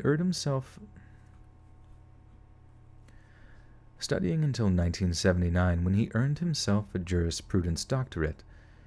He chose Amarillo, Texas, to begin practicing as an attorney at law, and was a distinguished member of the American Bar Association.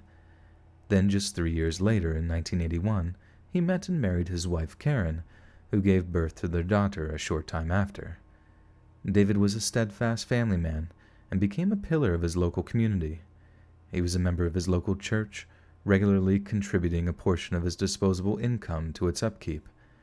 He was also a district chairman of the Boy Scouts of America and sat on the directors' board of the DeMoss Community Education Advisory Council. He had a happy, successful life full of love and community spirit, but something dark was looming on the horizon, something that would baffle both professional and amateur sleuths for years to come. On January 31st, 1993, David's wife and his 9-year-old daughter arrived back home from a shopping trip to Dallas to find the house empty.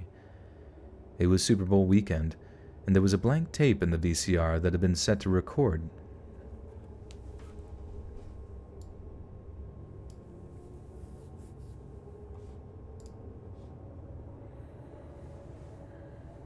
Tree Fletch, I also make music to cope. My channel is Inspicia Videos, where I make ambient music vids.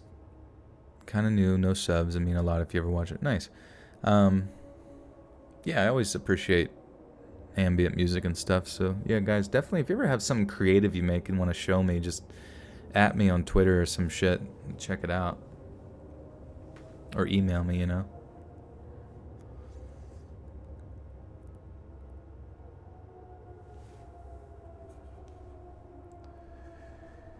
It was Super Bowl weekend, and there was a blank tape in the VCR that had been set to record the game, but it had never been turned off. There were some sandwiches sitting covered in the refrigerator, and they appeared that they had been made that day. Everything in the house seemed to be in order, and there were no signs of any kind of foul play that might explain her husband's absence. It simply appeared that David had gone out for a while, maybe been caught up somewhere. It was Super Bowl weekend after all.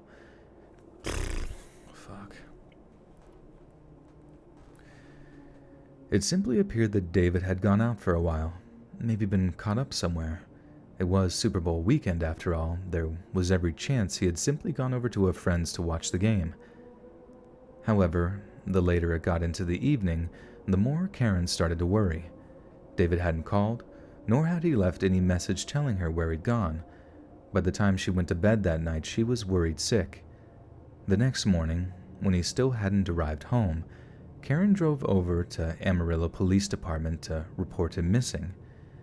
Meanwhile, around 12 hours after David's wife was having police file a missing persons report, over 1,000 miles away.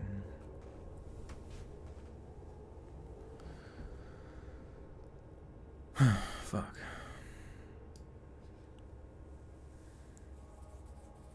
Since you're amateur vids, lol. Vodka and Dr. Pepper. That's an interesting mix.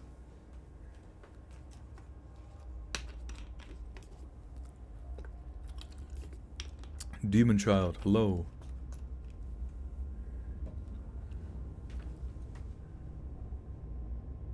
Anybody else remember the Buttersock cult, or is it just me with the hoodie that I still wear? Yeah, have you sent me a picture of, or added me on social to show me the Buttersock cult? Because I would definitely post that and talk about merch. Meanwhile, around 12 hours after David's wife was having police file a missing persons report, over 1,000 miles away in Yakima, Washington, there were several sightings of a strange man walking down the center of a Route 24. The individual's behavior was so alarming that a handful of drivers actually turned around in order to warn people coming the other way that there was an unhinged person simply walking down the center of the dark highway. Many of the motorists went as far as reporting the person to the police, who dispatched highway patrol officers to search for him. But by the time they found the individual, they had been tragically killed in what appeared to be an accidental hit and run. The dead man in question was middle-aged and was wearing military-style clothing along with heavy work boots. The subsequent autopsy showed no sign of blood or alcohol in his system. Blood or alcohol? There was no blood in his system? Whiskey and Dr. Pepper is better, but you gotta work with what you got. True.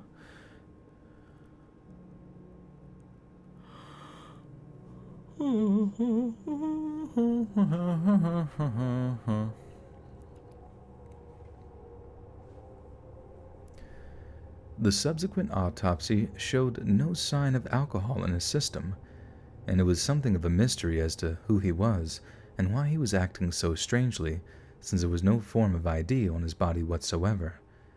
He was simply listed as a John Doe, and a point was made to discover the man's identity, although due to the nature of the death, Washington State Police were in no rush to do so.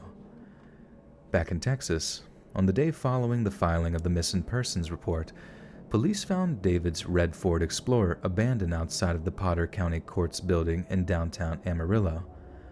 Beneath the mat under the driver's seat, police found the keys to the truck, along with the keys to David's house. The truck's glove box also contained his credit cards, driver's license, and checkbook, all apparently in the usual place where David was known to keep them. But despite such a find, it gave police no real clues as to his current whereabouts. Where he could have gone from there was simply a mystery. There was one incredible pertinent piece of information to consider, though: the fact that before he disappeared, David had confided in his wife that he believed his life to be in danger. She pressed him on the issue, but David's refusal to reveal any more information. I gotta go back a sentence because it just sounded fucking weird. No butt ID. We recognized him based on his ass. Ugh, Joel freestyle. Sometimes I drink Pepsi. Sometimes I drink wine.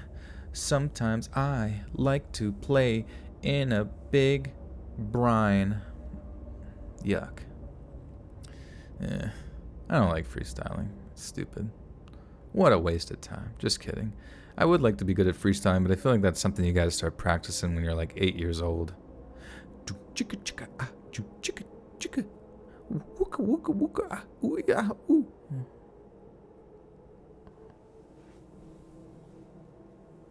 Wicka wicka woo, widget widget woo.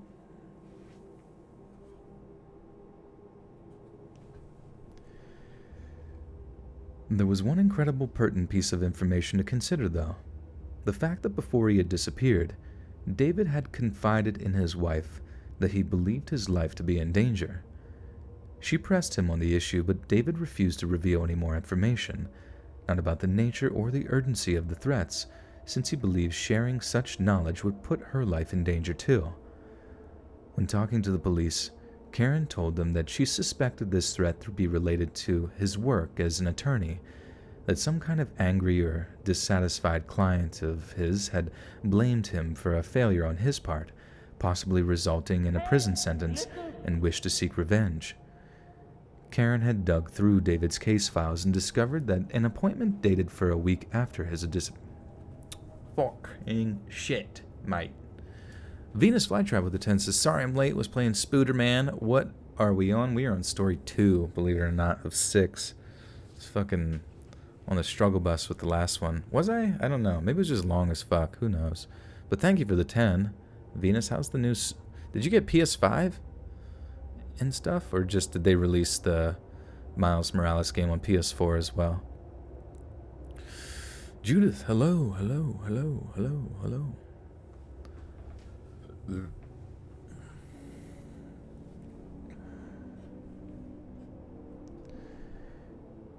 Karen had dug through David's case files and discovered that an appointment dated for a week after. Why, like, that grammar is so fucking strange to me. And discovered, not that an appointment, because that, like, implies there's more to it. Karen had dug through David's case files and discovered an appointment dated for a week after his disappearance.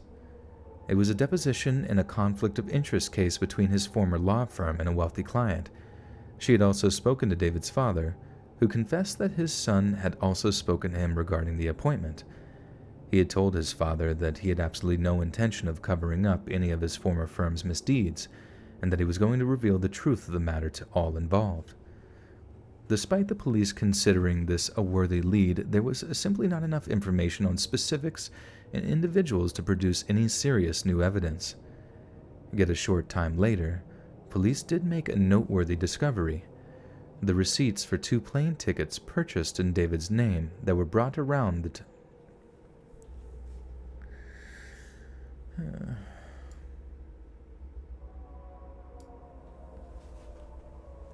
Too poor for PS5, you got it on PS4, it's a beautiful game. Nice, yeah, that did look really pretty. I wonder if it's the same, like, same storyline, or if the PS5 version is just an updated version.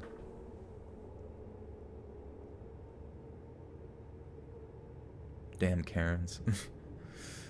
Ever watched Martin Mystery? That cartoon gives creepy, cool stories. I have not. Fall asleep to my voice, 'tis fine. Yet a short time later, police did make a noteworthy discovery: the receipts for 2 plane tickets purchased in David's name that were bought around the time that he vanished. The first ticket was for Amarillo to Dallas, probably the means that he had used to escape whoever was threatening him in the first place.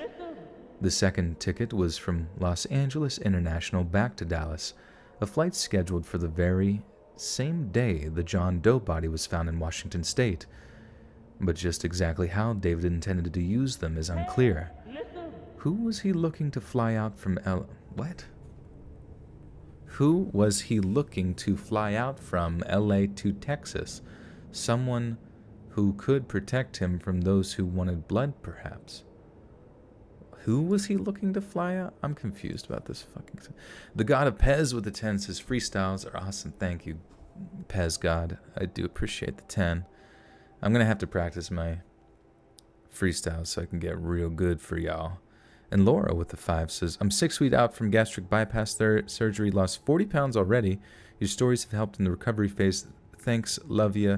Thought you should know. Nice, congratulations on the weight loss. That's honestly huge, like, in a fantastic way, because you know, it's a tough thing to overcome sometimes, and those surgeries do really help. So I'm happy for you. Thank you. Who was he looking to fly out from LA to Texas? Oh, he was flying somebody out from LA? Someone who could... I see. Okay, sorry. I just, like, can't put 2 and 2 together right now. My brain is freaking covered in cream. What, Joel is a robot? Yes. Yes. Robot Joel has arrived. Wait, when you say robot Joel, is there something wrong with my mic, or did I say something that was... See ya, Elliot. Have a good night.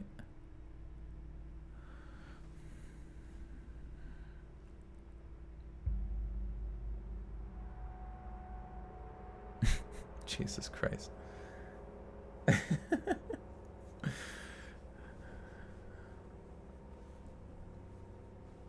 Fools, my favorite word. Fools.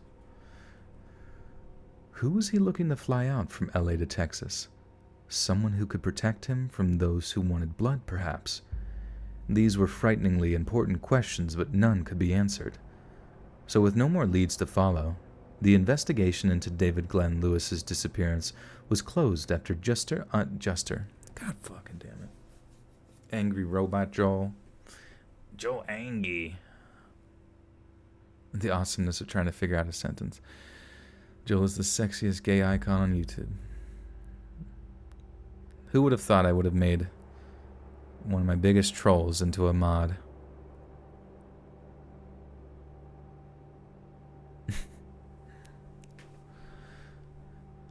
Thank you, Snuff Bunny. Who was he looking to fly out from LA to Texas? Someone who could protect him from those who wanted blood, perhaps? These were frighteningly important questions, but none could be answered. So with no more leads to follow, the investigation into David Glenn Lewis's disappearance was closed after just under a year's worth of work put into it. Then, 10 years later, in 2003, a Washington homicide detective by the name of Pat Dieter read a series of newspaper articles. Oh, can I just get a fucking rhythm going, please?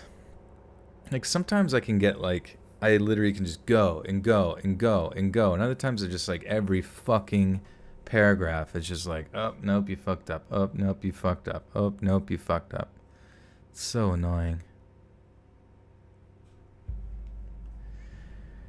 Then, 10 years later in 2003, a Washington homicide detective by the name of Pat Dieter read a series of newspaper articles called Without a Trace, which pertained to missing person cases around the country. One of the details which piqued his interest were the repeated mentions of the flaws in the National Crime Information Center's computer system, which was believed to be responsible for many missing persons slipping through the investigatory cracks. Pat actually started Googling various characteristics of some of the missing people, including David Glenn Lewis, and before long, he found something very interesting coming out of Washington State. It was a picture of the John Doe's body from the hit and run in 1993, and it looked shockingly similar to a picture of a still living David. The only difference was that David wore glasses, and there was no mention of the John Doe being found with any. But it only took a little more searching before Pat Dieter was able to find a list of personal effects found on John Doe's body, and bingo, a pair of spectacles was included on the list. This had to be more than just a coincidence, so Dieter got in touch with Amarillo police and arranged for them to be sent a series of items that were kept as evidence from the hit and run, including a boot and a tissue sample.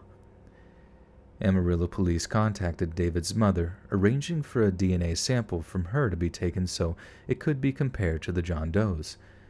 And so it came to be that in October of 2004, almost 12 years after he first went missing, the hit-and-run victim from Route 24, a highway that was over 1,500 miles from his hometown of Amarillo, was identified as none other than David Glenn Lewis. But just why exactly was he so far from home? There are so many unanswered questions regarding what exactly happened to David Glenn Lewis that weekend, and just how he ended up all the way in Washington State. Texas police have asserted many times that David left his home of his own volition, and that there is absolutely no evidence of any dodgy dealing or threats against his life. But David's wife and father insist this is not the case, telling journalists and private investigators alike that they had never been their beloved.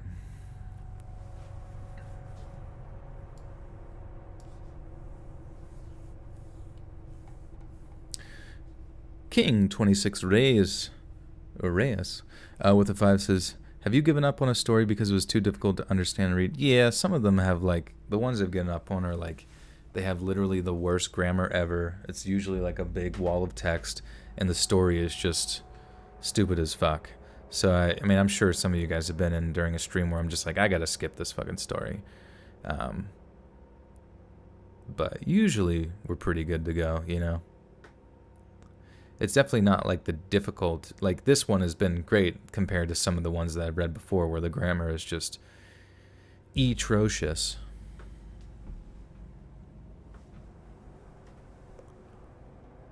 Rope chickens, his dream job.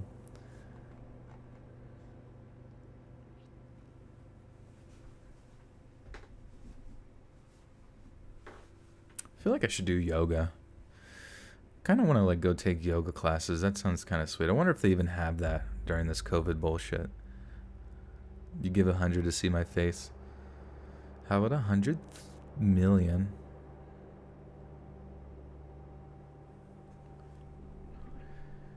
But David's wife and father insist this is not the case, telling journalists and private investigators alike that they had never seen their beloved David so utterly terrified in his life. They theorized that David had intended to hide out on the West Coast for a while, as far away from civilization as was physically possible, hence the military-style gear intended for survival. When it was safe to do so, it is thought that he would travel down to California before flying back to Texas. Some believe the hit and run on Route 24 was simply a tragic accident. Some even suspect it was him ending his own life, that he had deliberately ran into traffic to end it. But there are some who even darkly suspect that he was somehow tracked down by a network of powerful individuals and murdered to keep him silent. And the scary thing is, that conclusion is not entirely out of the question. Hot yoga made you pass out, yikes. Yoga was a game changer. Yeah, why was yoga a game changer, would you say? You just felt better? You tried yoga, bloody stupid, sorry. No, that's alright, I mean I just feel like it'd feel really good to just be stretched. Fucking stretched. You know what I mean?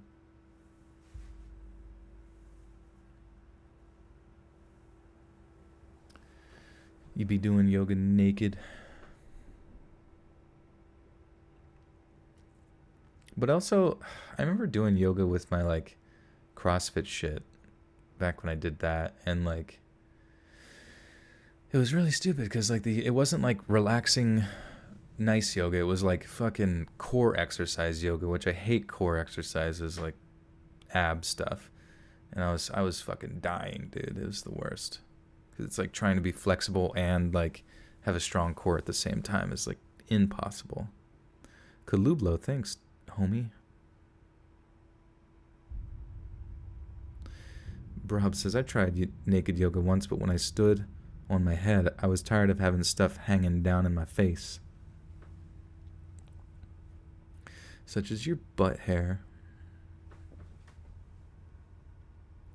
Can you please update my podcast? Everything's on the channel. I turn them on bedtime. So every 2 weeks I update it. So it'll actually be updated this Monday. But no, I don't know if I'll ever get to the point where it's the same as the YouTube channel. It's usually compilations that are 6 months behind the YouTube thing, so that there's more of a motivation to come watch the YouTube channel and kind of keep that growing.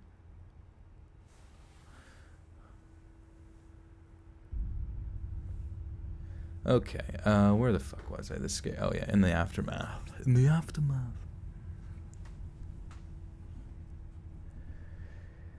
In the aftermath of his death, all the conflict of interests In the aftermath of his death, all the conflict of interest cases surrounding his firm simply faded into nothingness. All the trouble he seemed to have been causing went away. Sorry, that sounded weird. I don't know why I can't work my brain around this bullshit. In the aftermath of his death, all the conflict of interest cases surrounding his firm simply faded into nothingness. All the trouble he seemed to have been causing went away. Oh my God. In the aftermath of his death, all the conflict of interest cases surrounding his firm simply faded into nothingness. All the trouble he seemed to have been causing went away.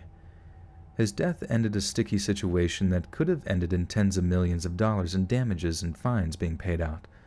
The murder of a man would be a small price to pay to avoid such penalties. The one thing that leads us to believe that David was being followed as far as Washington is the fact that he seemed to be unwilling to rent a car once he was there. He was on foot when he died, and had no rental documentation on him that may indicate he rented, then ditched a vehicle. If he was scot-free and untraceable all the way up in Washington, it would have been no big deal to rent a truck to get around easier. But that wasn't the case. In the end, he was walking up and down the middle of the highway, in the dead of night, in all likelihood trying to stop a vehicle so he could hitch a ride out of the area. There is no doubt in my mind that anyone with their headlights on traveling down an open highway would not have seen David walking towards them unless they were either extremely tired who were extremely drunk. This raises the question, who exactly hit David that night on Route 24, and why haven't they ever been found? From what I can tell, every investigation into the driver's identity came up short, and this is very possibly due to the fact that the driver then escaped Washington State having completed the contract hit they were assigned to. But regardless, we may never find out what really happened to David Glenn Lewis, why he was killed, or the true motivations for doing so, if he was even murdered at all. Many questions need answering, some that David's family have spent thousands of dollars trying to get the conclusions to. But we are only left to wonder if there is some tragically innocent explanation, or something much more darkly sinister at work. What year was this? I think it was let me read actually. 1993 is when he died, I think. Yeah, 19, and then kind of opened back up in 2003, I think. Oh man, my brain is fried.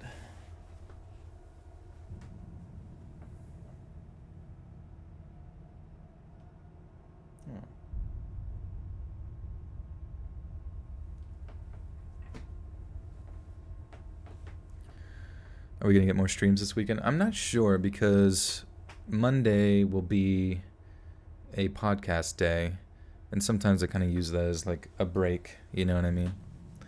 Hey, how are you so in tune with the meme community? Any pages you recommend? Just Horny Computer, best one. All the other ones suck. Just kidding, I steal from them. Or we do a face reveal? I don't think so. I like the anonymity of everything, you know. Maybe if I ever get into like more of a professional career, you guys could catch me there. It'd be a little awkward, but is what it is. We are on story 3. Salima.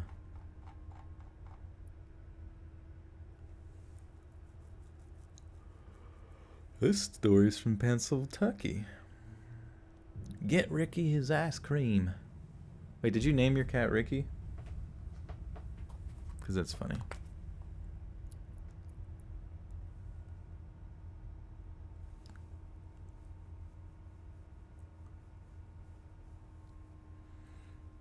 Yeah, I'll have to do a hand reveal on a strand of hair.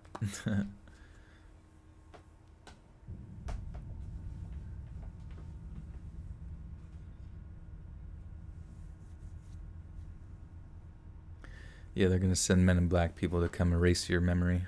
How many stories left, though? I guess if this is story 3 of 6, 4 total. Your cat's obsessed with ice cream. Nice. Sounds fucking yummy.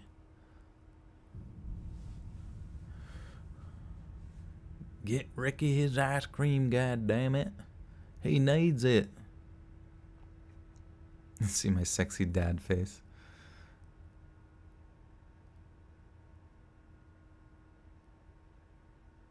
Pennsy Tucky.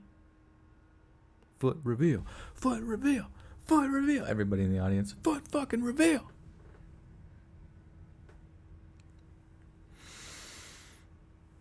The new update on Destiny 2. Yeah, what's that all about? I saw some streamers playing that shit. Your ice cream is obsessed with a cat. It wants to just absorb it and make cat cream.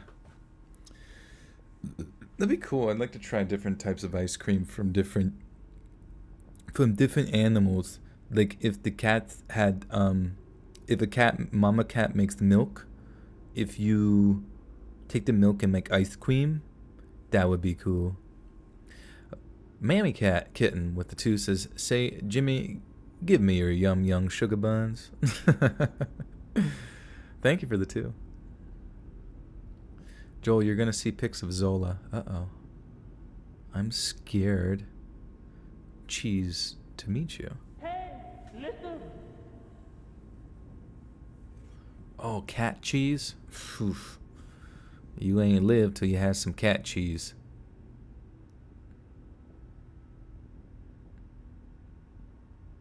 The phone community. You have a community of people with who are a fan of phones. Death Killer Overwatch. I don't know. I can't. I mean, I don't even know what's wrong with my brain, why I can't stop playing Overwatch. Just because I think it's quick. It's quick, it's familiar. It's satisfying when you get a kill. I don't know. I'm addicted. It sucks when you think about it to a degree. Whenever you're addicted to something, you're legitimately like wiring your brain to like needing it, you know? It's just fucking weird. On December 14th, 2014, a teenage boy is exploring the woods around the back roads of Beaver County, Pennsylvania, around 30 feet from the nearest path.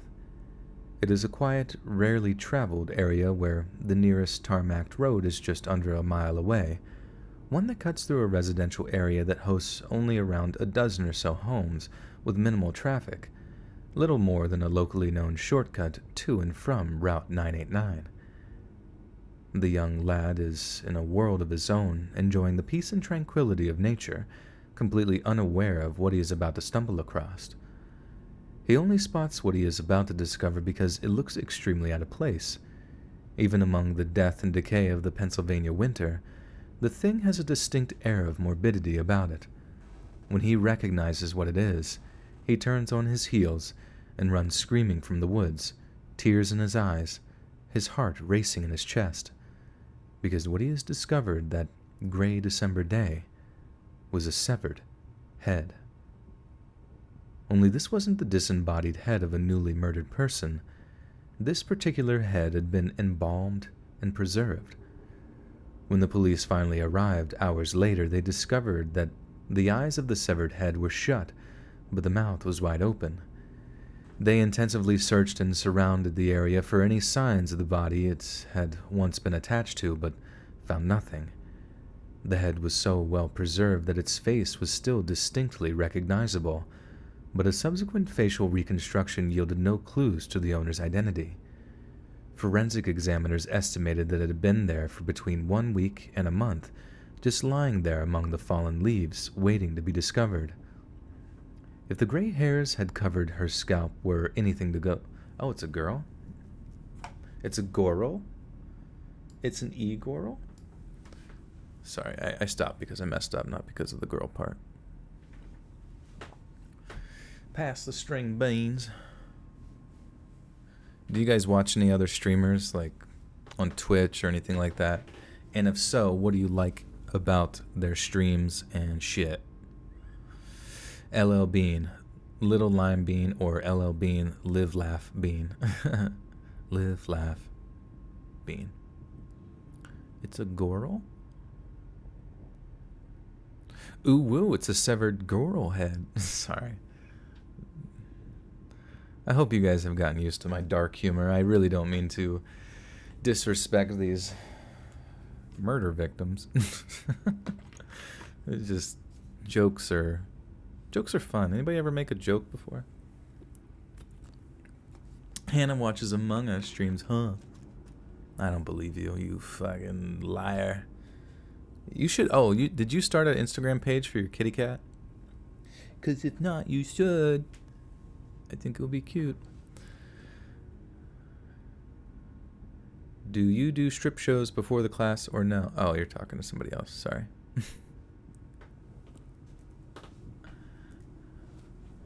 Okay. No jokes allowed. It's 2020, guys. Jokes have been canceled. That should be a hashtag. Hashtag cancel jokes. That's where we draw the line. They found a severed butt. You wish you were born as a koi fish. Yeah, I don't know. It's weird, you know? What the hell is a koi fish? Well, not that part. I know what a koi fish is, but just like, what is it? You know, like, is it a soul inside of a fish? Or do humans only have souls? That's something you guys could argue amidst yourselves about.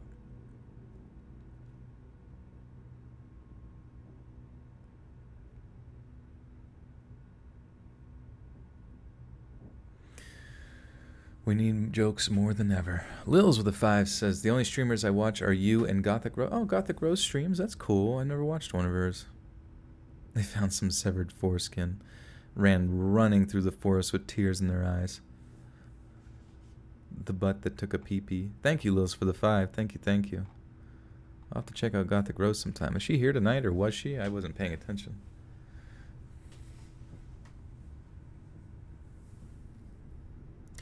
I feel like there's a joke there where it's like, it's easier to cancel a person's career than it is to cancel your gym membership or some shit like that. You know what I mean? There's a tweet. There's a $100 tweet right there, baby. Who's putting it out there? I'll retweet it.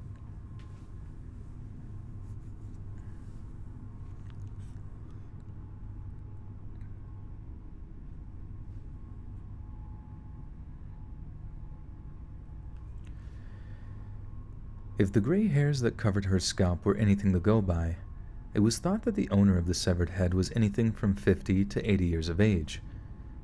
An anatomy professor turned forensic artist by the name of Michelle Vitale examined the head in excruciating detail by request of the local police department.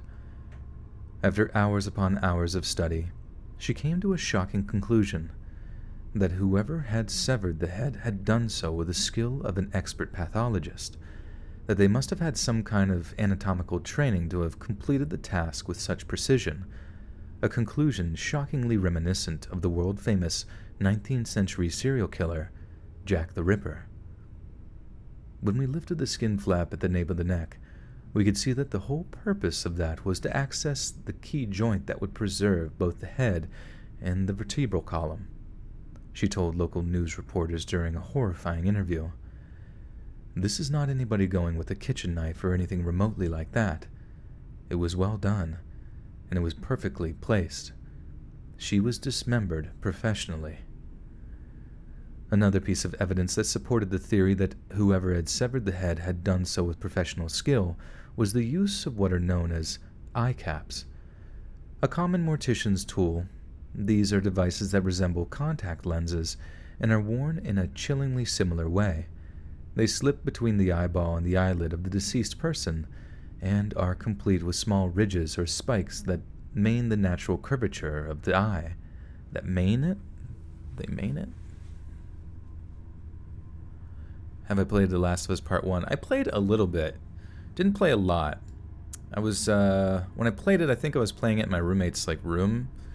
And I just, it was like, probably last year I played it.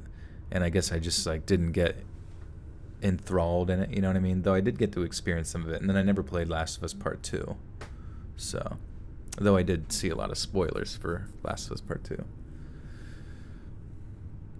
What's up with PayPal? What do you mean? Did you try to do something on there?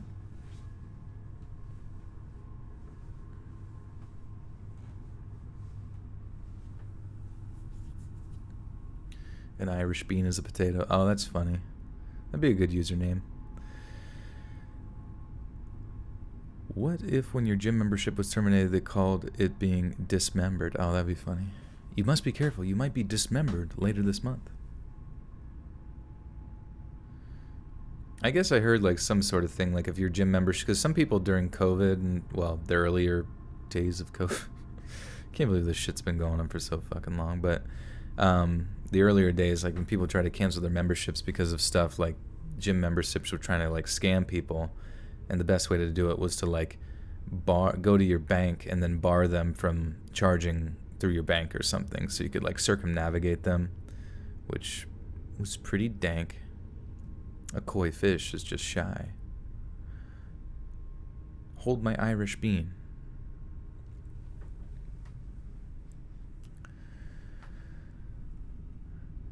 They slip between the eyeball and the eyelid of the deceased person, and are complete with small ridges or spikes that main the natural curvature of the eye whilst holding the eyelid shut.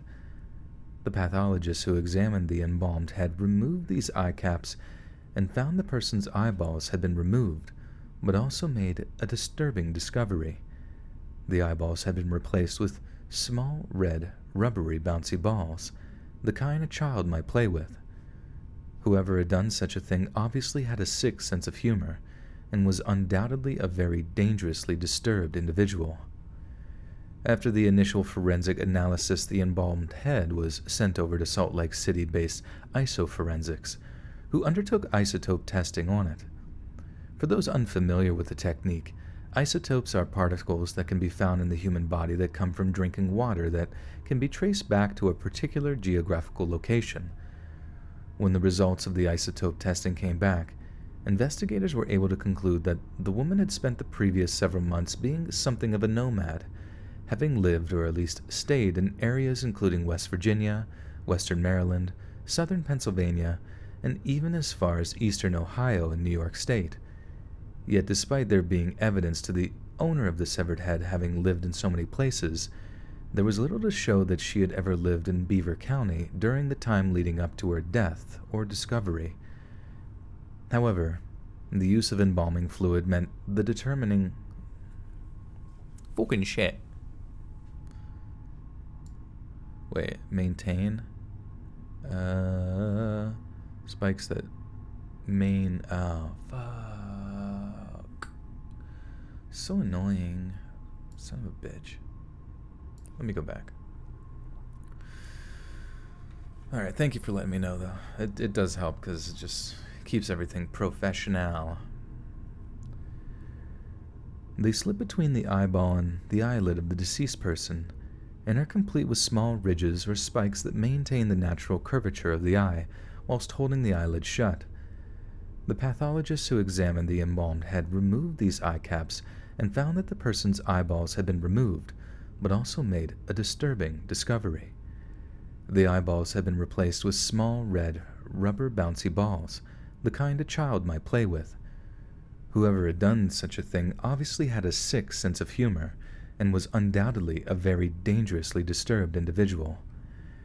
After the initial forensic analysis, the embalmed head was sent over to Salt Lake City-based isoforensics, who undertook isotope.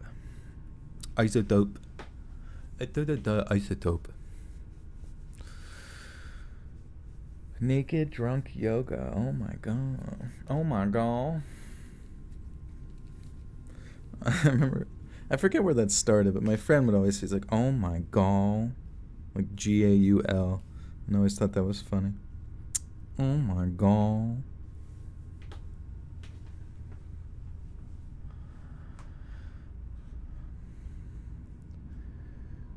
For the initial forensic analysis, the embalmed head was sent over to Salt Lake City-based isoforensics, who undertook isotope testing on it. For those unfamiliar with the technique, isotopes are particles that can be found in the human body that come from drinking water that can be traced back to a particular geographical location. When the results of the isotope testing came back, investigators were able to conclude that the woman had spent the previous several months being something of a nomad, having lived or at least stayed in areas including West Virginia, Western Maryland, Southern Pennsylvania, and even as far as Eastern Ohio in New York State. Yet, despite there being evidence to the owner of the severed head having lived in so many places, there was little to show that she had ever lived in Beaver County during the time leading up to her death. However, the use of embalming fluid meant that determining the exact time of death was almost impossible. It also made DNA matching next to impossible, as the fluid destroyed nucleotide bonds that enabled such analysis to be undertaken. Nucleotide? Is that how you say that shit? Nicole White, thank you for the 5. Thank you. Let me know if there's a message you would like to convey. Nucleotide, that's right. Nucleotide. I was like, I recognize that word, but I was like, nucleotide. Nuclear. Nucleotide. Or, no. Nucleotide. Nucleotide. How the fuck do you, yeah. Jesus Christ. Nucleotide. Thank you, Robot Man. Nucleotide. Imagine if you had to be him and do like every word in the fucking dictionary.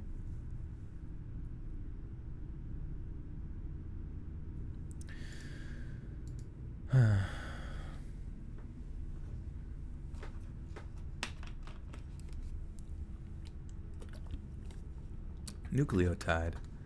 Nucleotide. It also made DNA matching next to impossible as the fluid destroyed nucleotide bonds that enabled such analysis to be undertaken. The small amount that was obtained was so damaged that it could not be matched to any other samples in the national database. But much to the relief of those involved with the analysis, it was discovered that there was no criminal element to her death, but that cardiac arrest was the most likely explanation for her demise. This was due to toxicology tests that had shown that there were trace amounts of lidocaine and atropine in her system, which are both varieties of medication that are used to treat irregular heart issues. Most likely a cardiac arrest, but not completely confirmed.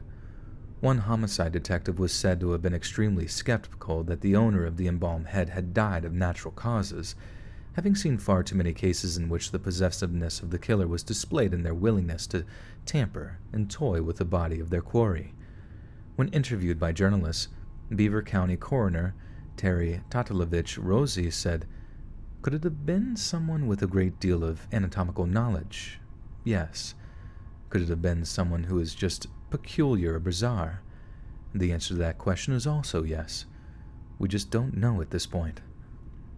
Michael O'Brien, the borough police chief, claimed the embalmed head was found so far off the road that it was entirely impossible that it could have simply been thrown from a passing car.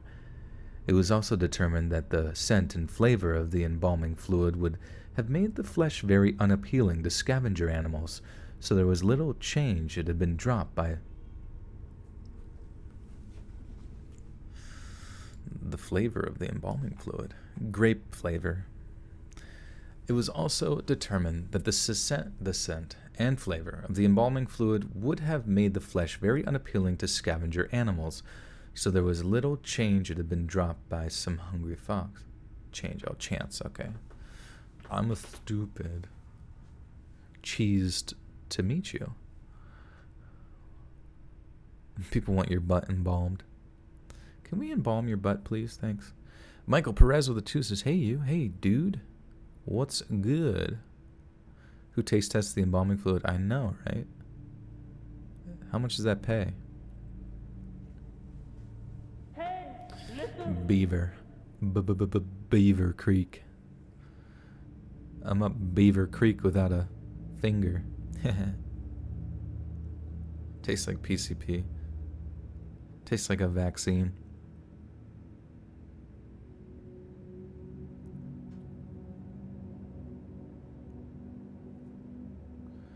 When Joel Foley extracts all of his cat's milk, COVID will end. Yes, the true cure lies within the teat of the feline. Stay tuned. Infowars.com. It was also determined that the scent and flavor of the embalming fluid would have made the flesh very unappealing to scavenger animals, so there was little chance it had been dropped by some hungry fox. The placement was deliberate. Someone had wanted it to be found sooner or later. A number of funeral homes that associated with the Pennsylvania Funeral Directors Association were contacted with pleas for information, and details of the bizarre case were even shared at a National Funeral Directors Association conference. But unsurprisingly, no one could shed any light of the gruesome situation.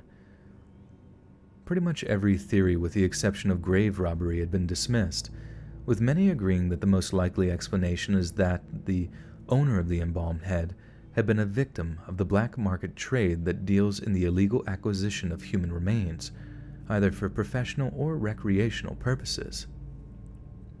There's a black market on body parts. That market is pretty...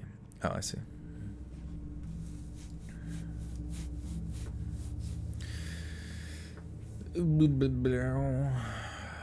PCP is made from formaldehyde. Perfect. That's exactly what I want to be smoking. Fucking weird, man. Humans are just like, I don't care what it is. Let me smoke that shit.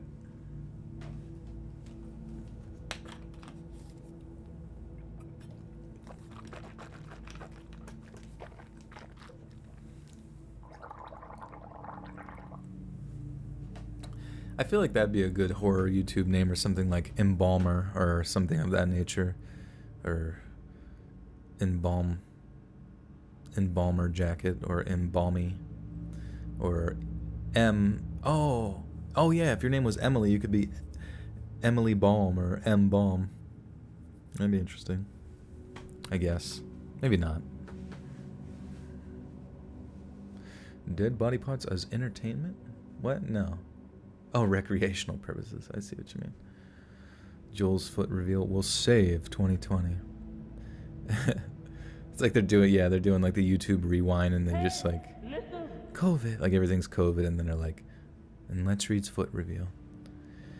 Natara 1983 with a 5 says setting at home, working at 6:30 in the morning, Europe, and happy to listen to a live stream finally. Thank you. You're welcome. Thank you, Natara. Thank you for the 5 buckaroonies.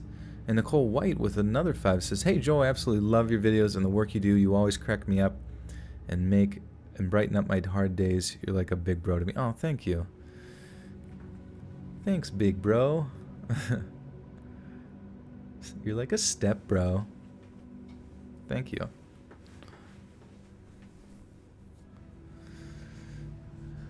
Joel's foot reveal, 90% effective.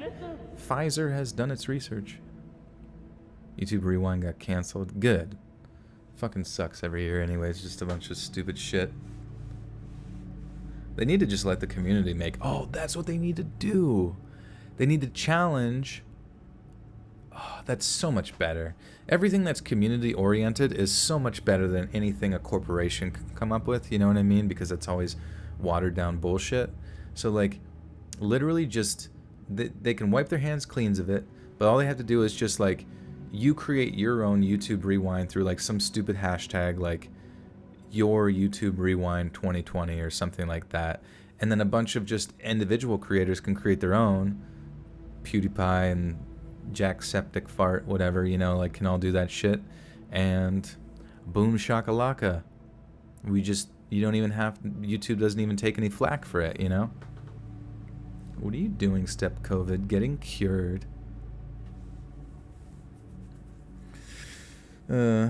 Just wait for COVID 21. There's a black market on body parts, and that market is pretty expensive. Oh, fuck. There's a black market on body parts, and that market is pretty extensive, Beaver County District Attorney Anthony was reported to have said. Detectives have repeatedly stated that they believe the head may have been removed from the corpse of a natural-caused death by... Jesus Christ. YouTube Rewind may cause diarrhea.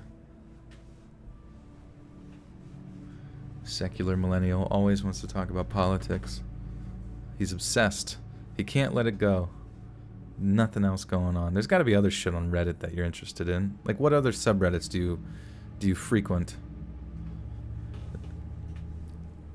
What about r/furries, r/furries, or perhaps r/Let's Read Official?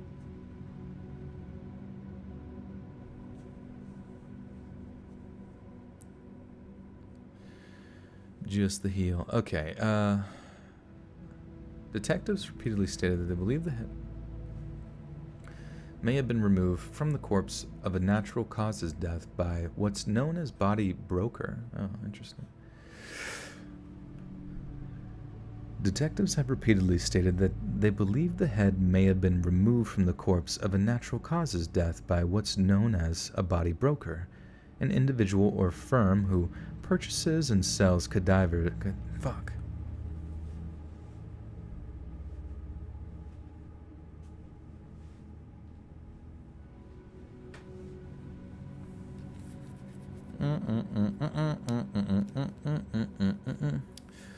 Individual who purchases and sells cadavers or remains. Okay, that sentence, why is it hard on my brain stem?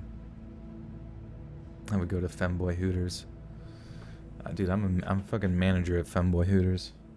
You guys better get to work, or you're gonna get fired or punished.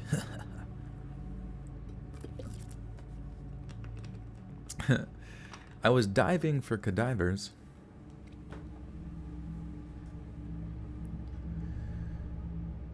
Detectives have repeatedly stated that they believe the head may have been removed from the corpse of a natural causes death by what's known as a body broker, an individual or firm who purchases and sells cadavers or remains.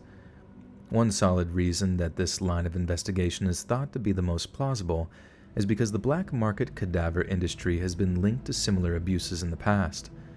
Due to a plethora of firms where you can purchase human remains, any attempt to discover where the severed head came from is, according to Professor Michel Vitali, extremely hard to track. If the owner of the severed head is to ever be identified, it would almost certainly require the assistance of a dentist. The forensic investigation discovered that the owner of the severed head had work done on that motherfudger.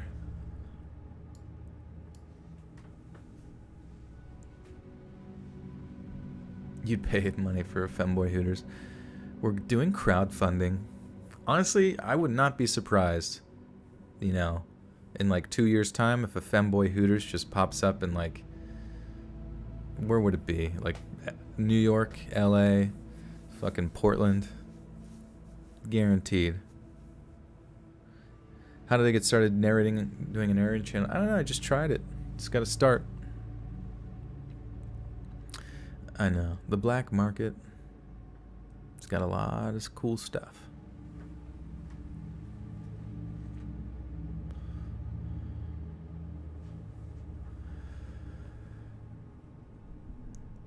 The forensic investigation discovered that the owner of the severed head had work done on every single tooth, one of them as many as 7 times.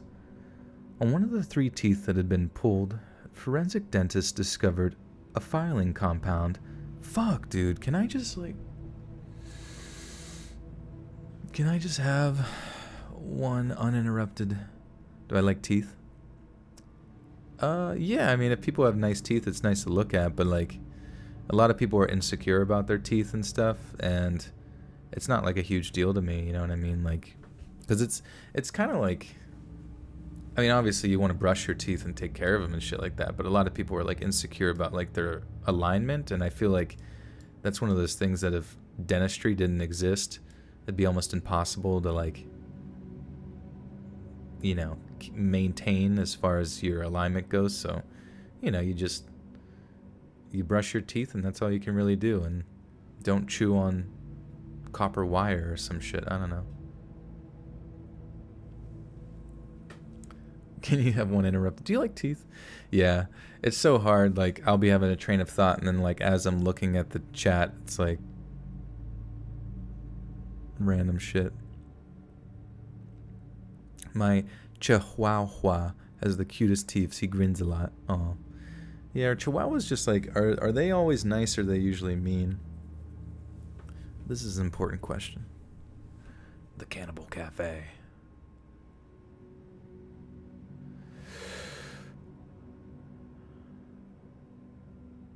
Yeah, definitely ask permission before narrating somebody's story, because that would be bad for, copyright reasons and shit. D&D alignment based on teeth. She's got horde, or the horde teeth. Is it called the horde? Isn't it the horde, or the alliance and the horde? The Horton hears a horde coming. What the fuck is it called? World of Warcraft horde? Yeah, the horde. I don't know why I thought there was like another word. The horde in World of Warcraft. Okay. She's got some orc teeth.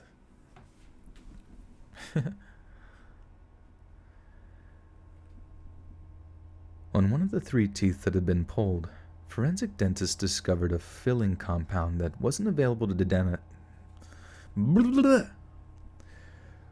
On one of 3 teeth that had been pulled, forensic dentists discovered a filling compound that wasn't available to dentists before 2004, indicating that the woman must have died after that particular year. So far, analysis of the woman's dental work has produced no leads, but with a forensic facial reconstruction, investigators still hope that someone, someday, will be This sounds like one of those like cat memes. Someone someday will be identified. Okay.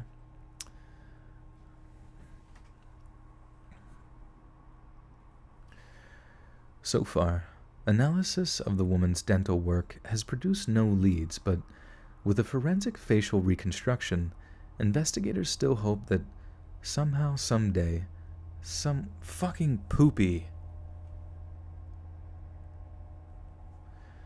So far, analysis of the woman's dental work has produced no leads, but with a forensic facial reconstruction, investigators still hope that someone someday will be able to identify the woman and give her name back.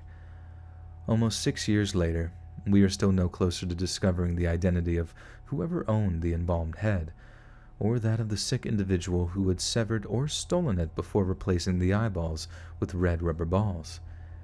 It might well remain a total mystery who exactly placed the head in the woods out in Pennsylvania, but perhaps the real question is, do we really want to know the whole story behind it? Or are we more likely...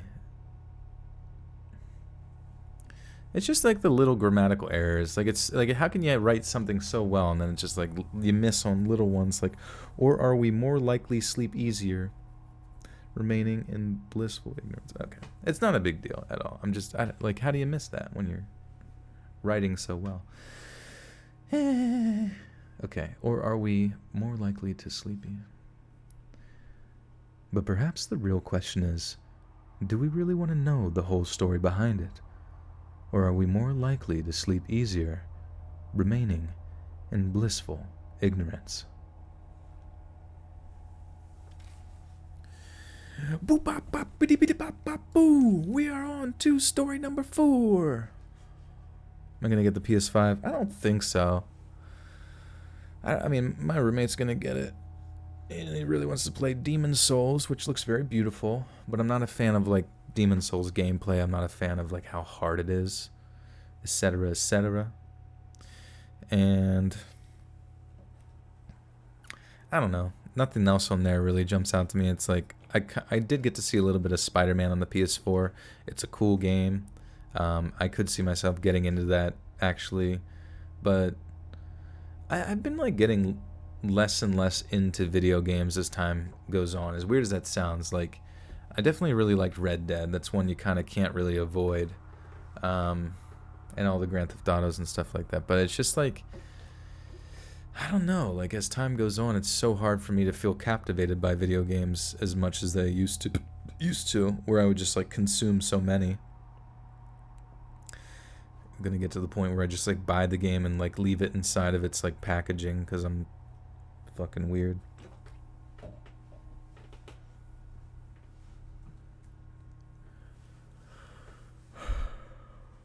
Anybody moves and the ice cream gets it. I'm not afraid. Test me. Hawk, please. Calm down. Please. Don't lick it. Monica, welcome, welcome. I'm growing up, dude. I know, it sucks because, like, as you get older, it's like you kind of get set in your ways with stuff. You're a little less likely to try new things. And it sucks wiener butts because I don't know, I want my brain to be intrigued by all sorts of stuff. You know what I mean?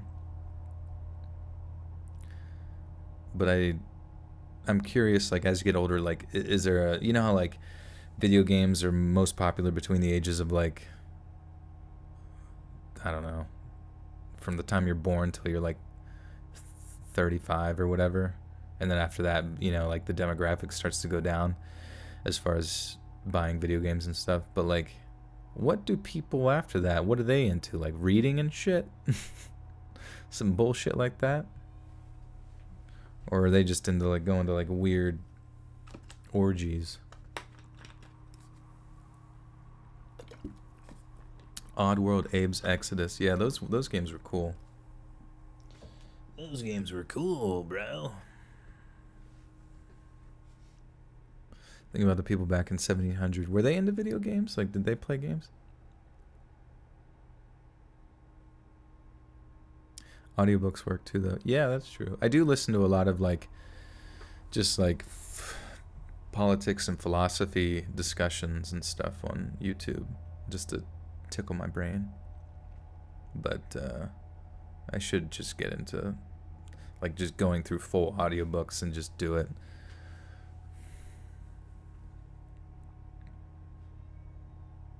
Now we watch live chats on YouTube. And yeah, maybe that's what I'll be into. I'm into doing live chats. Do you even game, bruh? I try. Erdstall. Okay. Yeah, how the fuck do you say this word? Erdstall. Erdstall, how do you say your name? Definition. Sometimes you can type definition and it like gives you the fucking pronunciation. I'm ready for a big pronunciation. Come on, bro. Give me something, Google. Why do you have every other piece of information except how to say a fucking word? How to pronounce, baby. This one's got 5 stars on the review, but nothing to click. What the fuck? Where'd it go? Erdstall. Oh, I think it literally is just Erdstall. Anybody familiar with it? Oh, Lila going to bed. See you, dude. Anthropology, world history, philosophy, all interesting. Yeah, I like that kind of shit. Let me run it back here. I gotta find the pronunciation. No, what is this? This is the worst website ever. I'll tell you what it's called. It's called pronouncewiki.com. And it literally just, you go to it and nothing, I'm never, well, let's see. That's tall. Look, that's not it. That's tall. That's a robot. Fuck your robots, dude. Why even make the website? Okay, actually, let's see, videos. Okay, there's got to be a YouTube video of some nerd who's talked about this. Wait.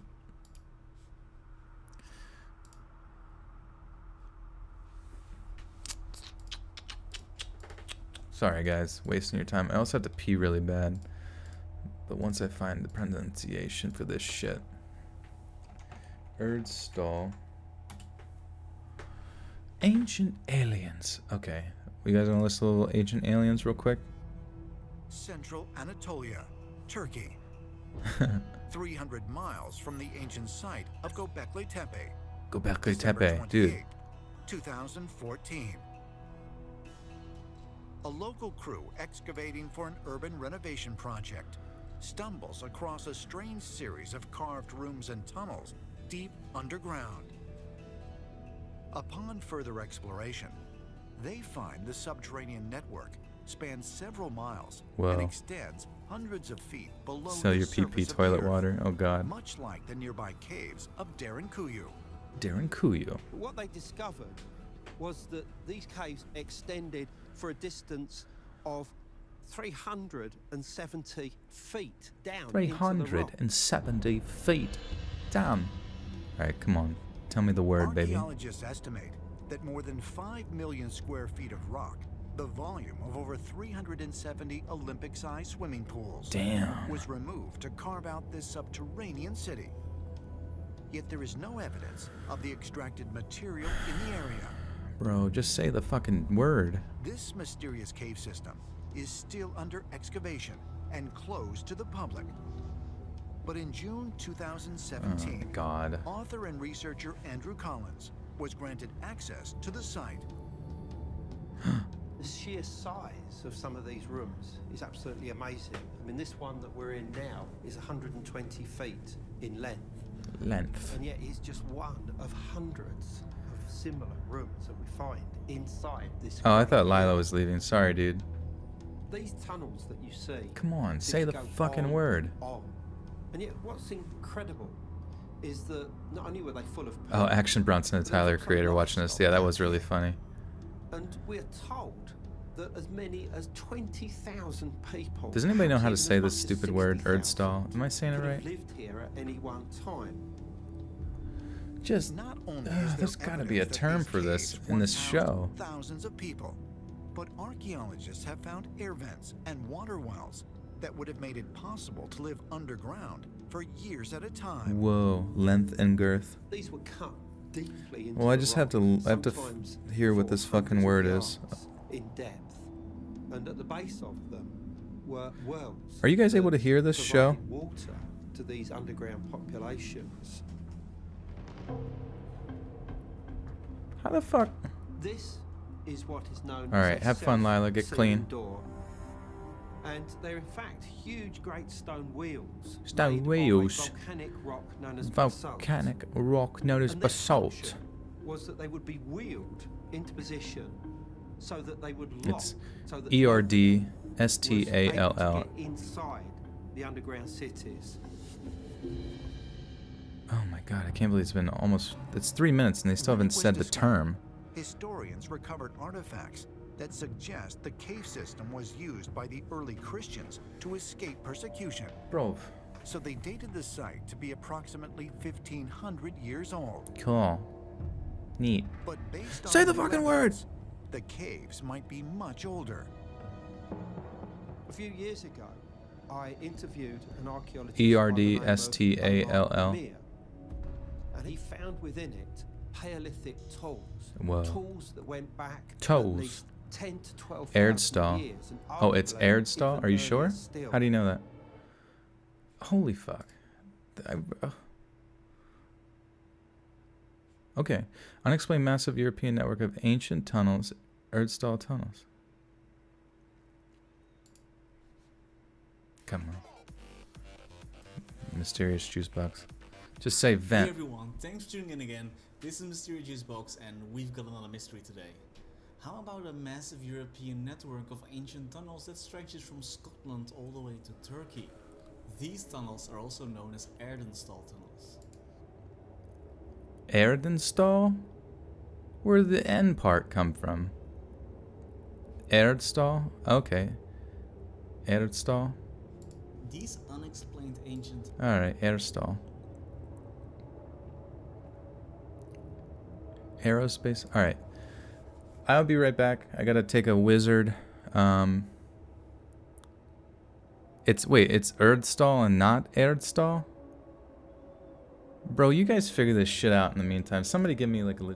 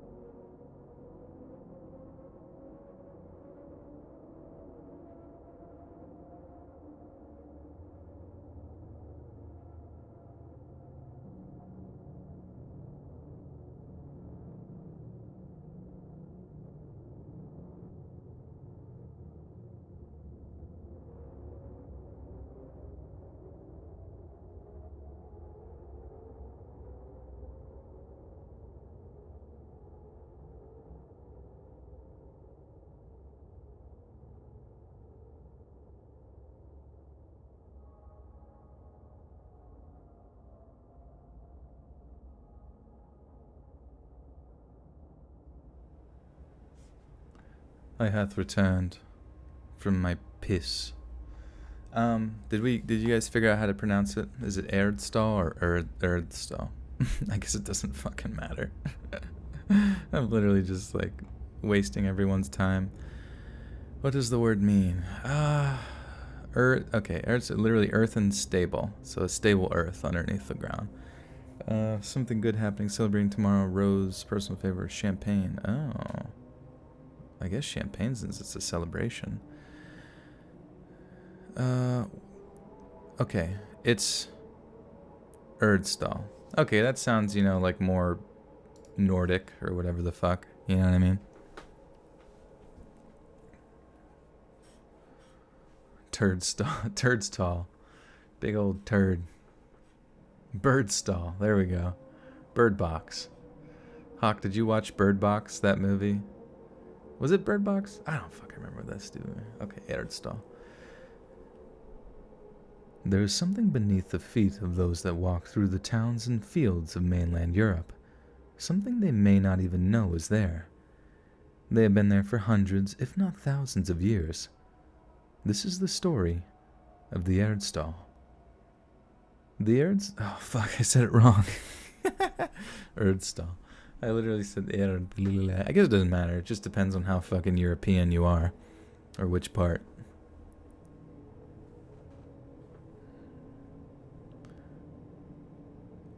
Erd. They have been there for hundreds, if not thousands of years. Fuck. Jesus Christ. Jesus fucking Christ. In my opinion, Bird Box was one of those bad horror movies. I thought Bird Box was really shitty. Like, really, really bad. Like, actually detrimental to the horror community bad.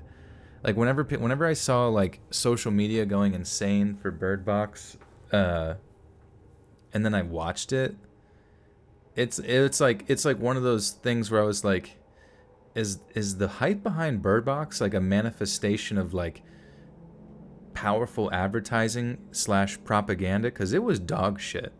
It was like one of the worst like horror movies I'd ever seen, and it was so boring, and and the acting was terrible. They had all these big names and shit in it too. I was just like, what the fuck is this crap?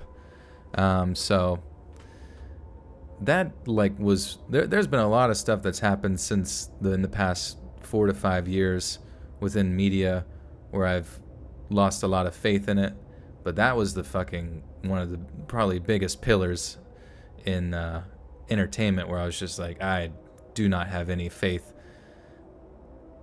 that even barely hung on by a sinew in fucking Hollywood. It just all was thrown out the window after watching Bird Box. I'm like, you know what? I'm just gonna make up my own fucking decisions anymore, because it was dog shite. Erdstall.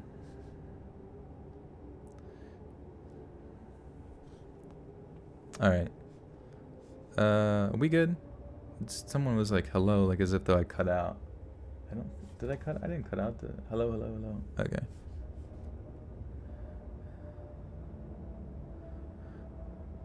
Okay, cool. Drag Me to Hell. You said Drag Me to Hell was good. Drag Me to Hell, yeah, I thought it was like stylish, you know, and it's been a long time since I've seen it, but it was stylish in the sense that it's just like, I mean, it was a Sam Raimi movie or something, so it's from the guy that made, you know, Boomstick or Evil Dead, you know, so it was like that style of like Evil Dead 2 artistic direction, you know what I mean? But it was basically all relied upon jump scares, which did get very annoying, but I thought to a degree some of its like more intense comedic aspects made up for it, you know what I mean?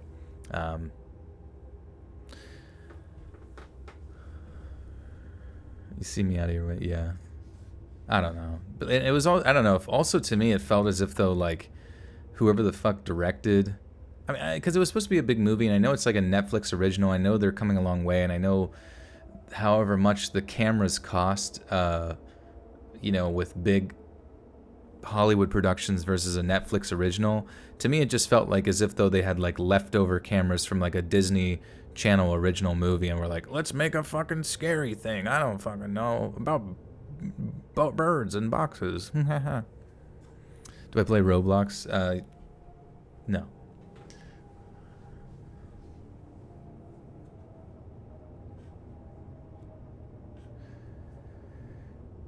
They have been there for hundreds, if not thousands of years. This is the story of the Erdstall. The Erdstall are a series of tunnels that snake through mainland Europe in a huge network. Just over 2,000 have been discovered so far, but some think the true number could be double or even triple that figure. The largest concentration has been discovered in the southern German state of Bavaria. Shit, how do you say Bavaria? It's like Bavaria? Probably Bavaria, because there's Bavarian cream. We all know Bavarian cream. Bavarian. Thanks.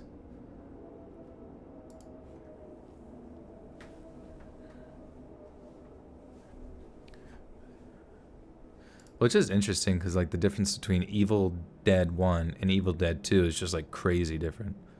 What did I think about the Us movie? Oh, like this is Us, yeah. With what's his name? Jordan Peele, right? The director.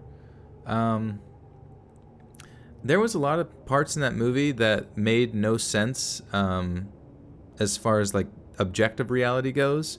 But then a lot of people were like, yeah, but there's metaphors and stuff in it, man. There's metaphors. And it's like, you can't, like, it's not a music video. You know what I mean? Like, you can't just, like, do shit that makes zero sense and say it's a metaphor and somehow, because you need the logical aspects for there to be enough to push the story forward to, like, keep your audience within the realm of suspension of disbelief type of thing.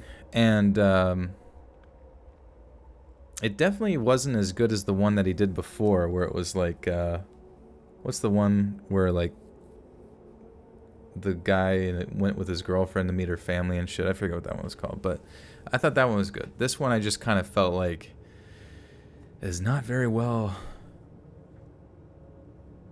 thought out. Is I don't know, just the concept of like a bunch of clones existing underneath like the tunnels of all of America, and then they all come out and they're looking for their clone friend to kill, and then they create like it's just like I'm like I don't know. I just it didn't make any fucking sense, I guess. Metaphorical hyperbole. The Last of Us. Oh yeah, we talked about the last. Oh, Get Out. Yeah, I thought Get Out made sense because like it maintained a storyline that made sense, whereas Us kind of like started off decently, but then like as time went on, I'm just like, this is getting a little ridiculous. You know what I mean? But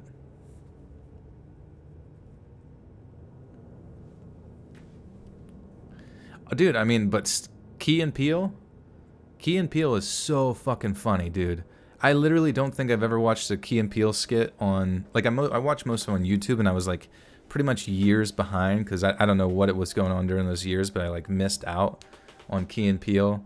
But dude, every Key and Peele skit I watch just makes me shit myself laughing. It's so funny.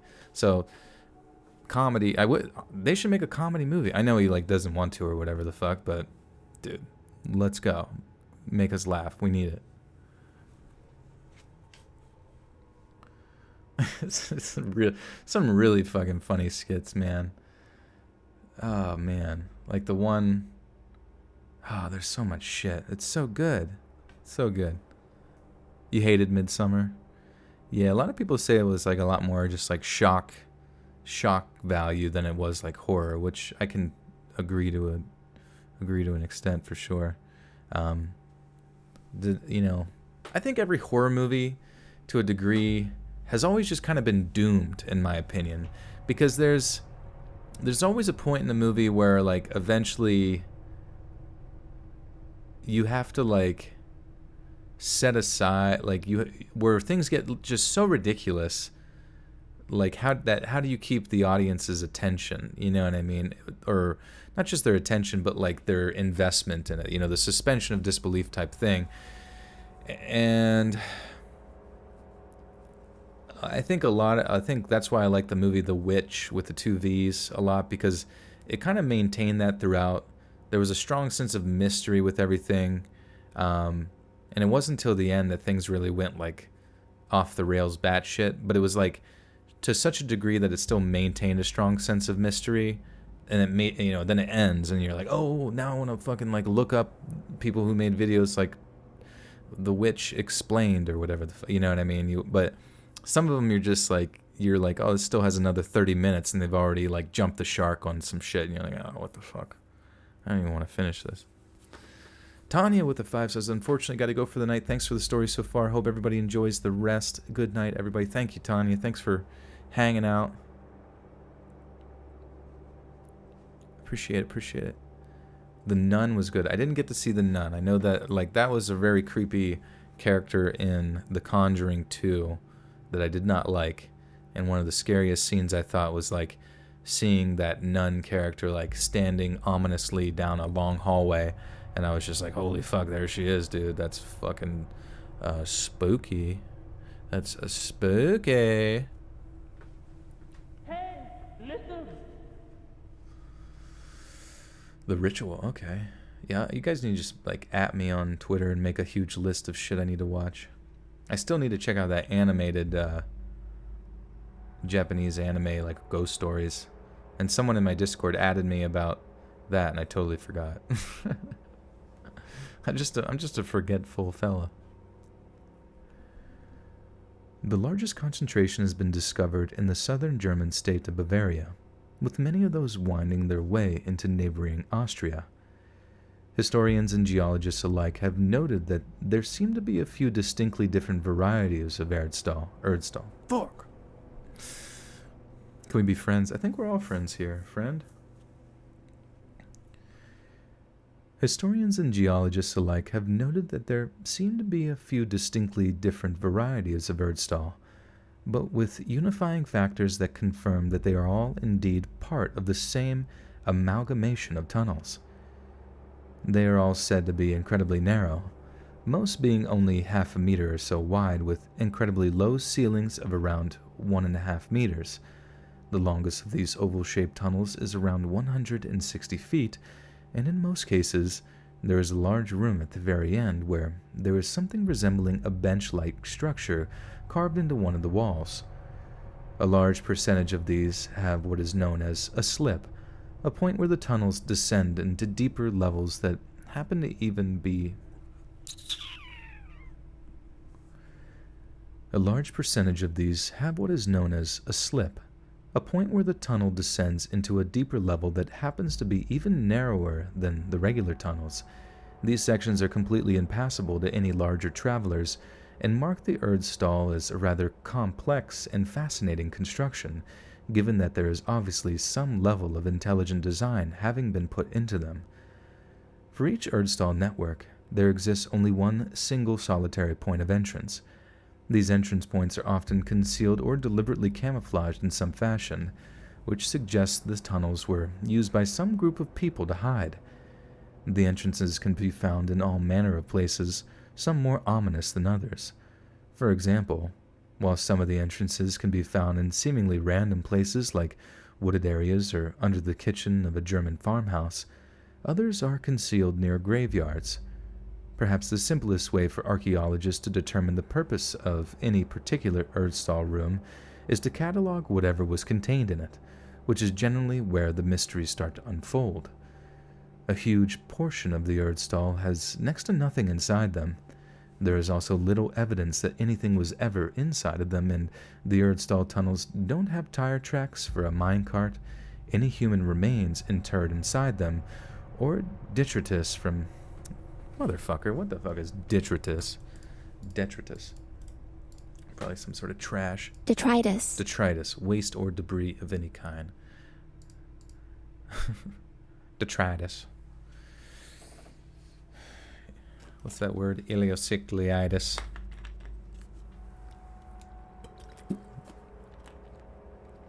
Oh my god, someone needs a Discord link. Oh yeah. Can you link that, Lizzie? Are you able to do that?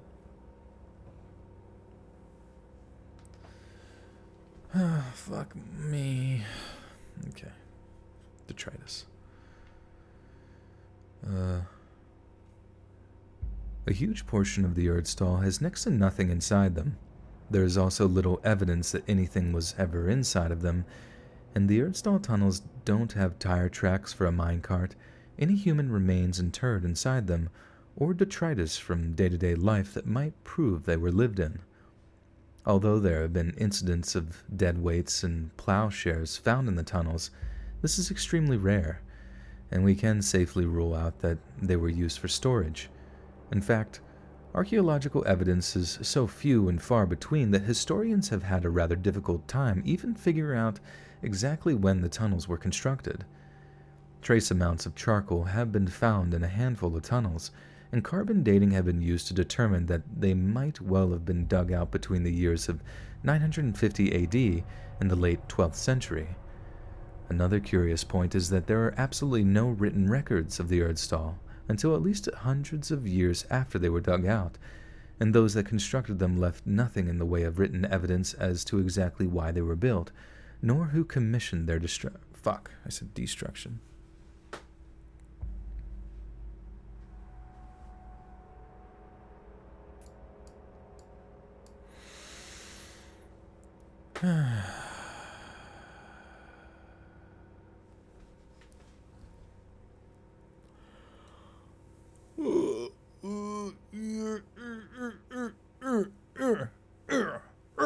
Let's fucking read, baby. Let's fucking read. Okay.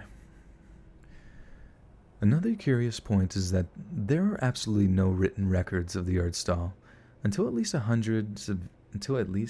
the hell's wrong with my bride? Cheesed to meet you?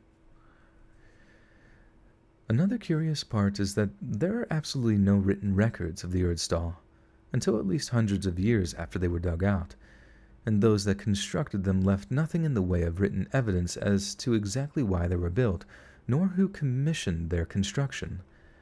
A common trait among archaeologists who study medieval ruins or structures is that, whether they're stuck for the reasoning behind something, they assign a religious significance to it.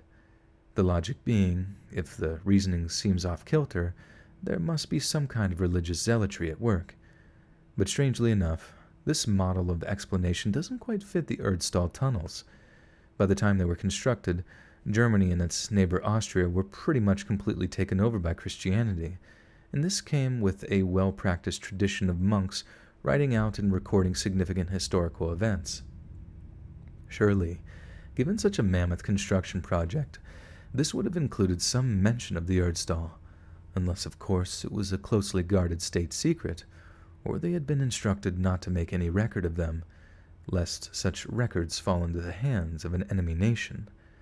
However, there is another theory, that they were dug by people who wished to continue the worship of their old gods, who were persecuted by the Christian majority and were forced to worship their idols in complete secrecy.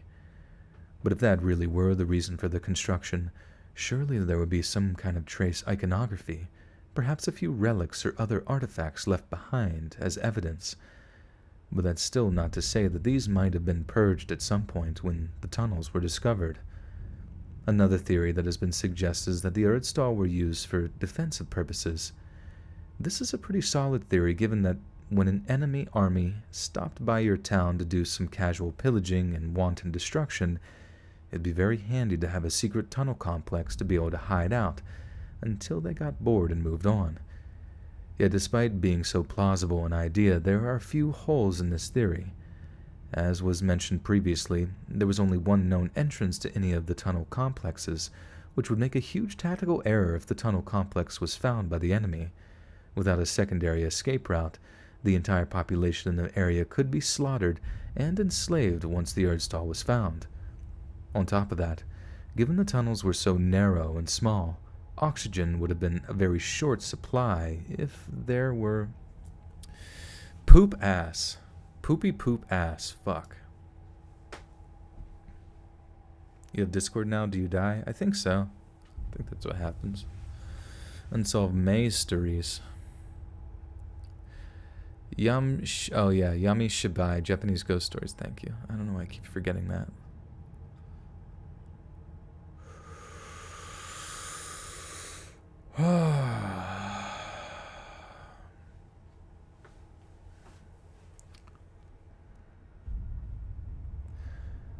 On top of that, given the tunnels were so narrow and small, oxygen would have been in very short supply if they were occupied by a large number of people. It could be possible that the aforementioned slips could have been used as a kind of oxygen trap, so that when the air ran out, people could simply move to the next level. but that's still not feasible to hide out in such a confined space, so we can't safely say that the Erdstall was purely a defensive structure. Although, in hindsight, it gives us a decent idea of why this would be shoddy planning, we should seriously keep in mind that human beings have a rather amazing capacity to make terrible decisions, especially when under duress. While the Erdstall may not have been the best form of defense, I could see how someone, especially someone in fear for their life, could be talked into the idea of hiding out there in the face of a vicious and bloodthirsty enemy. The relatively brief period in which they were constructed only cements this whole theory. As news of their efficiency became known across Europe, their inefficiency.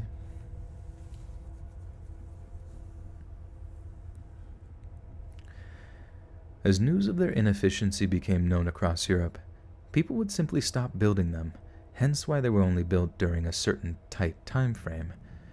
Despite our final Erdstall theory being technically religious in nature, given its nature it might well be categorized as a more spiritual explanation.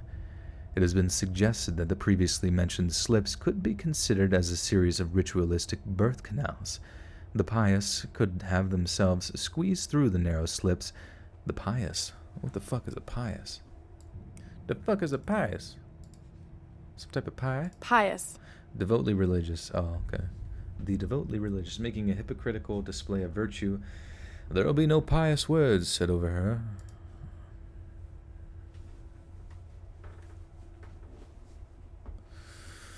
Oh, fucking Tasmanian devil. Let's go. The pious could have themselves squeezed through the narrow slips as part of an ostentatious rite of metaphysical renaissance, in a manner that might be carried out to rid a person of disease or misfortune. What a truly horrific and terrifying fate that would be, to have to drag yourself through a narrow, dark, dingy tunnel whilst being racked with disease before being forced to crawl up through a slip as a way of simulating your own rebirth, all alone, deep down in the earth. This religious ceremony theory might well explain why there is absolutely nothing in the way of physical evidence in the tunnels, given that they might be expected to be completely bare, as not to distract the subterranean pilgrim from their reason to be there. It might also stand that, since there may be considered motherfudger, pumpkin pious pie, a pious papaya pie, that would be good. It might also stand to reason that since this may have been considered unorthodoxy or heresy by the Catholic Church, no record of it was written down. It seems like we have covered many of the more reasonable explanations as to why these tunnels were built, with the academic community arguing over a few small details but not the larger picture.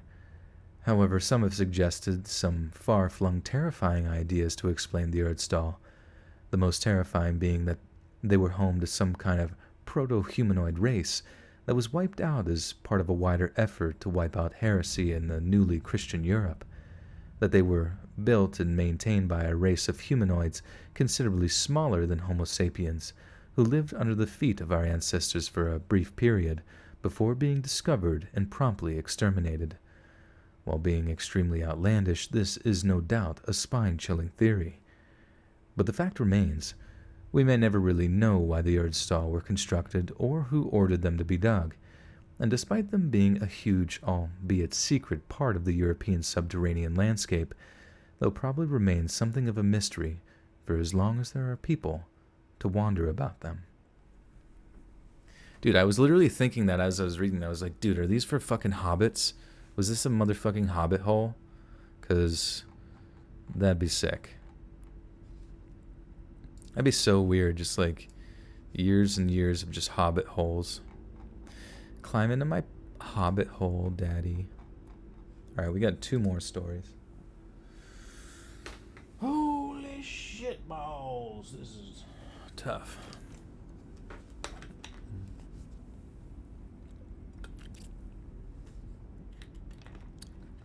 You just found out my stories were real? Well, welcome to hell, hell, hell.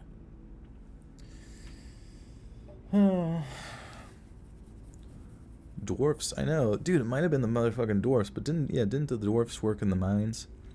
Also, you know what's interesting about dwarves and Skyrim lore and like the Elder Scrolls is that dwarves were like the oldest race or something, and they're like really tall too, like elves.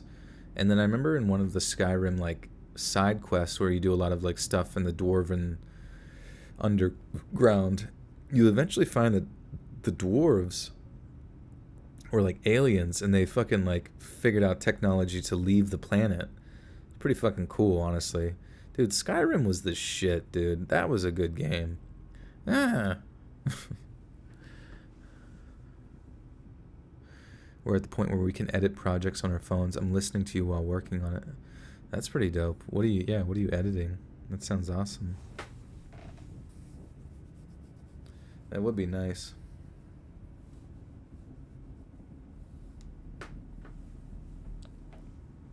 Do I have any scary stories? I don't think so. What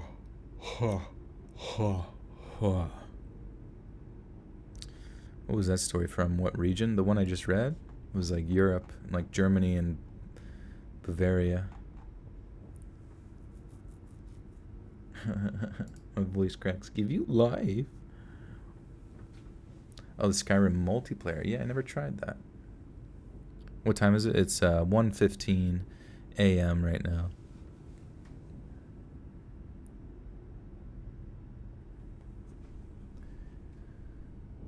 Demetrius Griffin Jr. was born and raised from Chicago, Illinois, and had recently started high school.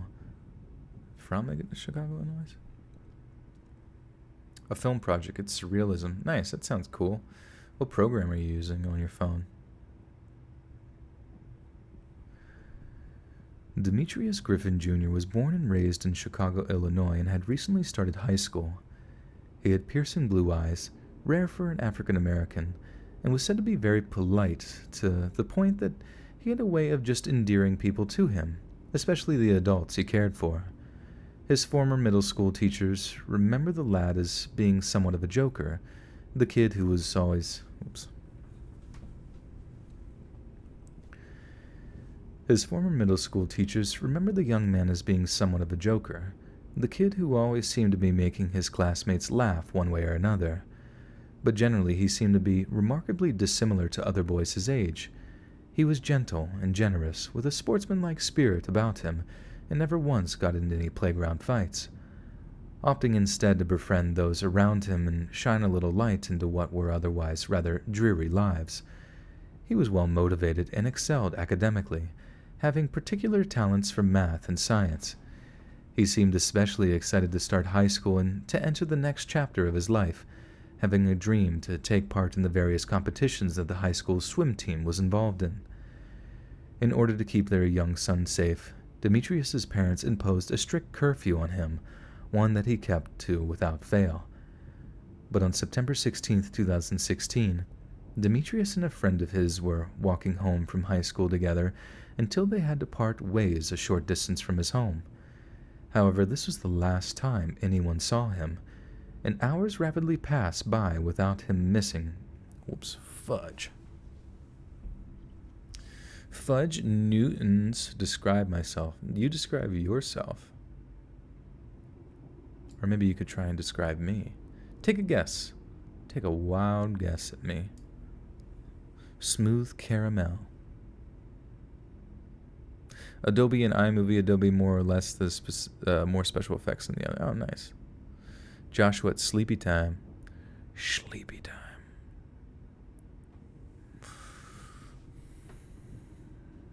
You wish there was more stories, online dating, crazy X type themes were one where they were really good. Been a while. Yeah, it has been quite a bit. You guys need to go on more dates.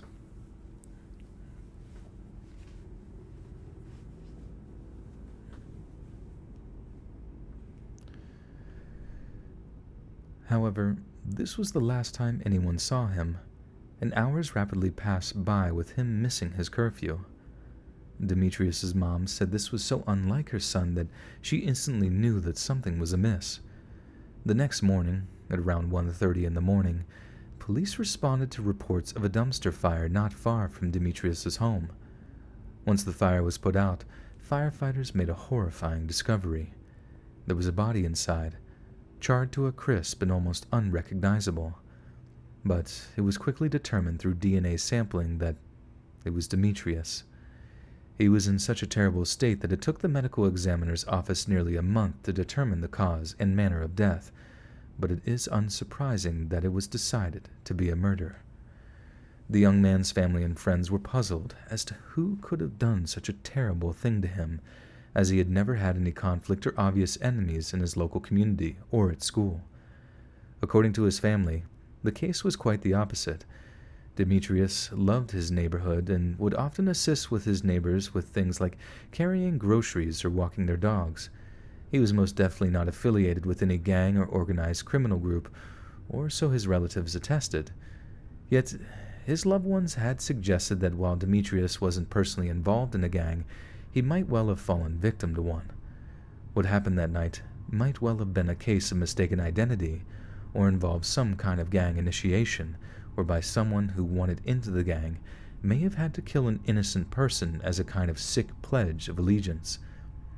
Others have suggested that what happened that night was a hate crime, similar to that of the murder of Emmett Till, the teenage boy who was brutally lynched in Mississippi for supposedly whistling at a white woman. Whereas some speculate that Demetrius had fallen victim to some kind of a social predator, someone who attacked and kidnapped victims. Poopy.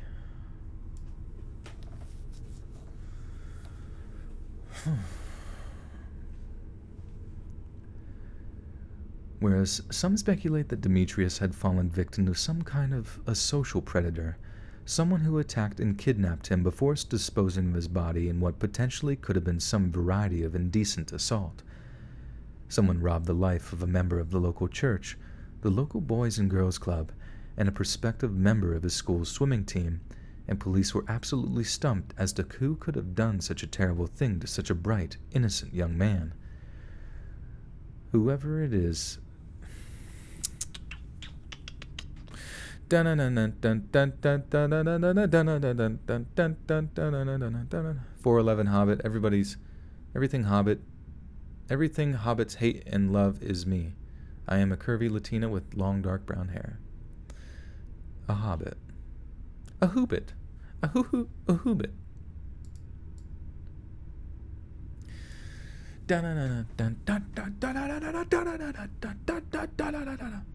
Okay. Someone robbed the life of a member of the local church, the local Boys and Girls Club, and a prospective member of his school's swimming team, and police were absolutely stumped as to who could have done such a terrible thing to such a bright, innocent young man. However, it is also worth pointing out that Demetrius wasn't the only victim in Chicago to have been found murdered and burned to a crisp in a Dunster. Son of a bitch.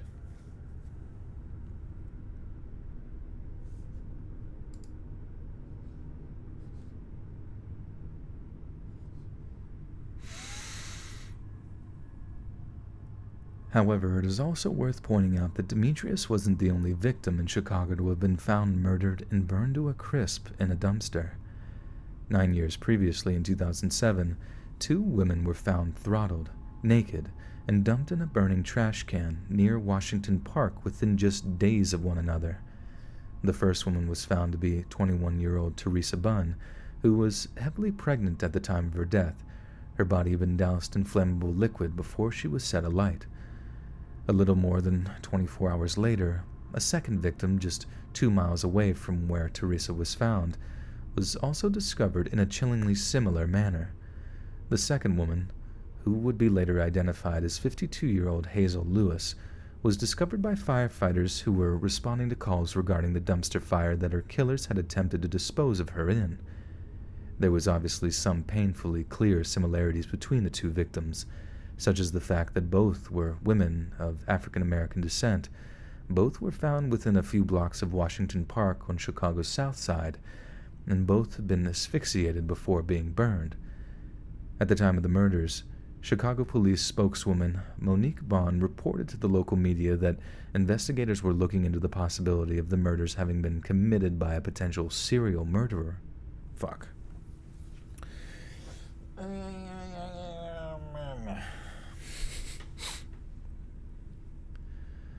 When I was a kid, I wanted to be a dog.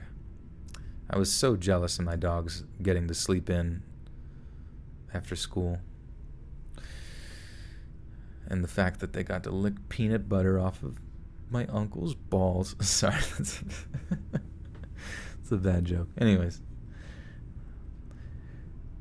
At the time of the murders, Chicago police spokeswoman Monique Bond reported to the local media that investigators were looking into the possibility of the murders having been committed by a potential serial murderer.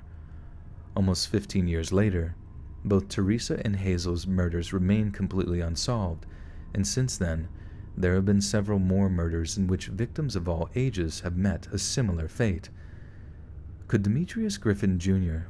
have fallen victim to this very same killer, and if so, the dumpster fire killer could still be roaming the streets of Chicago looking for the next victim. But until another murder and burning occurs, or until such a person is apprehended by law enforcement, Demetrius's death will remain yet another unsolved mystery. Dude, I need to stretch.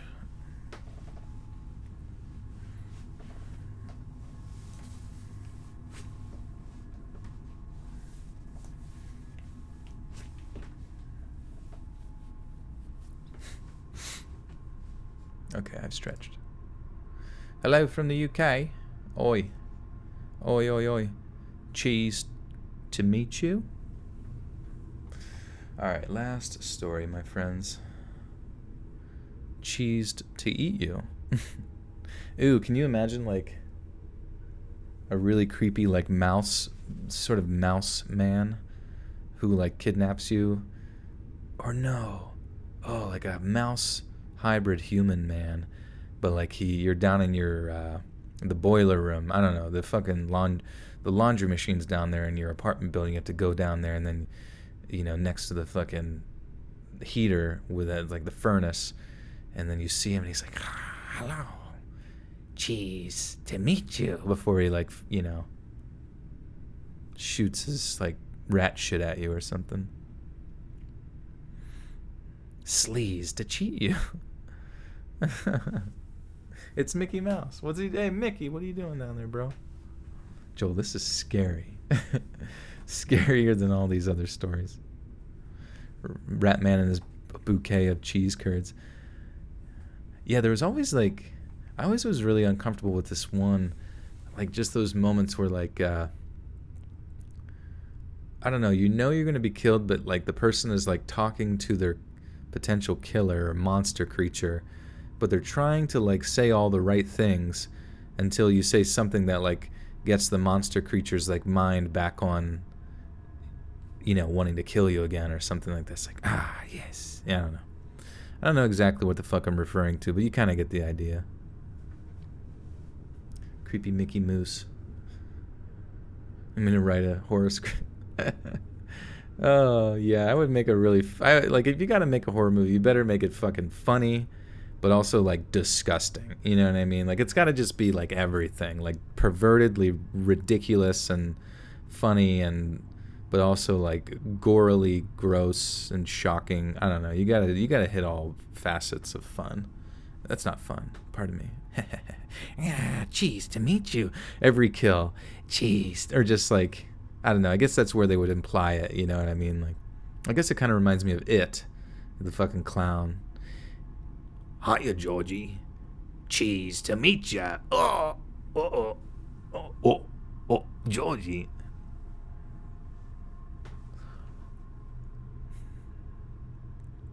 Ew, remember in It Part 2 where that one kid is, like, floating down the river and he's, like, his, like, boyfriend's trying to get to him, and then the clown pulls him out and then fucking just takes a big chunk of meat bite out of him, you know what I mean? Oi, cheese to meet ya. Oi, aye. I'm cheese to meet ya. Oh, it's me, the rat man. Down in the fucking sewers, and I'm cheese to meet ya. Cheese to meet you.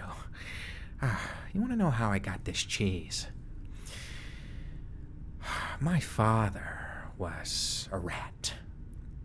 A big, stinky rat. And he loved cheese. He loved it. Okay. Ricky the rat. Dude, cheese, Joel, yes. Have you seen the original It? Yeah, that. Believe it or not, the original It movie was a made-for-TV movie. That's why it's like 4 hours long. And I would say that the parts with the kids was substantially better than the parts with the adults. It's just like, I don't know, that's when shit gets like really corny. And at the end of, the original It movie with Steve Curry? Tim Curry, sorry. Tim Curry was amazing and is an amazing actor, and I hope he's doing well. I don't know if he's dead yet. I hope he's not. But like it just like at the end, he ends up being like some space insect, which I think goes away from what the book describes, and it's just like really corny, and it's like made with like fucking claymation or some shit. Cheese to meet ya. Splinter, oh yeah, Splinter from Teenage Mutant. Ooga booga. What does he say? He's like, Cowabunga. Oh, I make a funny. Ha ha ha ha. 200 backflips, Donatello. Long ago. Does Splinter... Not Splinter. Yeah, Splinter. Does Splinter die? Is it Splinter? What's the rat guy's name? Master Fuji? I don't fucking know. Master Cheesy? Cheese to meet you. He passed... Oh, wait, no. Tim Curry's dead? Fucking dog shit. Oh, my God. Nobody... No, he's alive. He's 74. He had a major stroke, though, which... left him very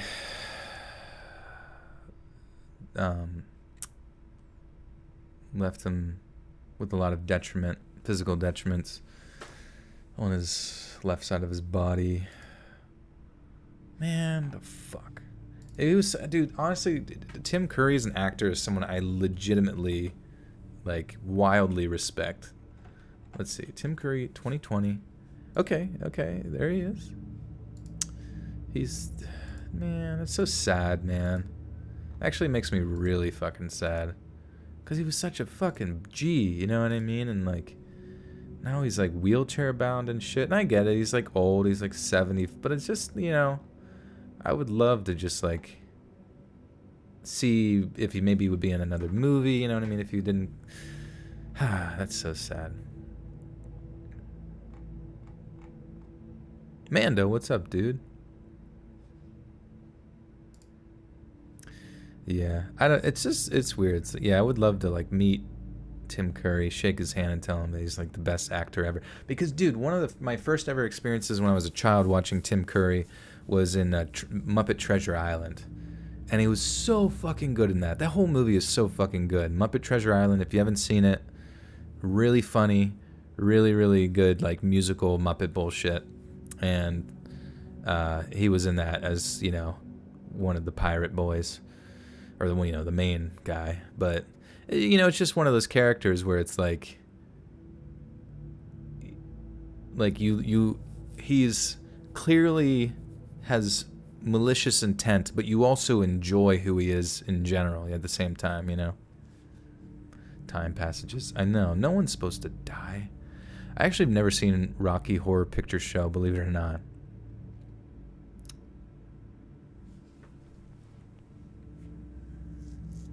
All right, last story. Let's get it.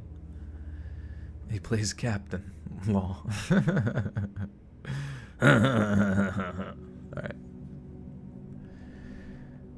There aren't many of us who are unfamiliar with the tale of the Pied Piper.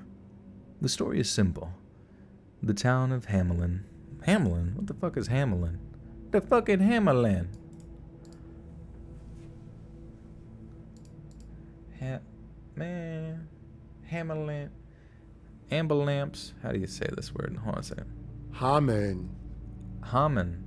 Really? Hamen. Hamen. Okay. The town of Hamen. What?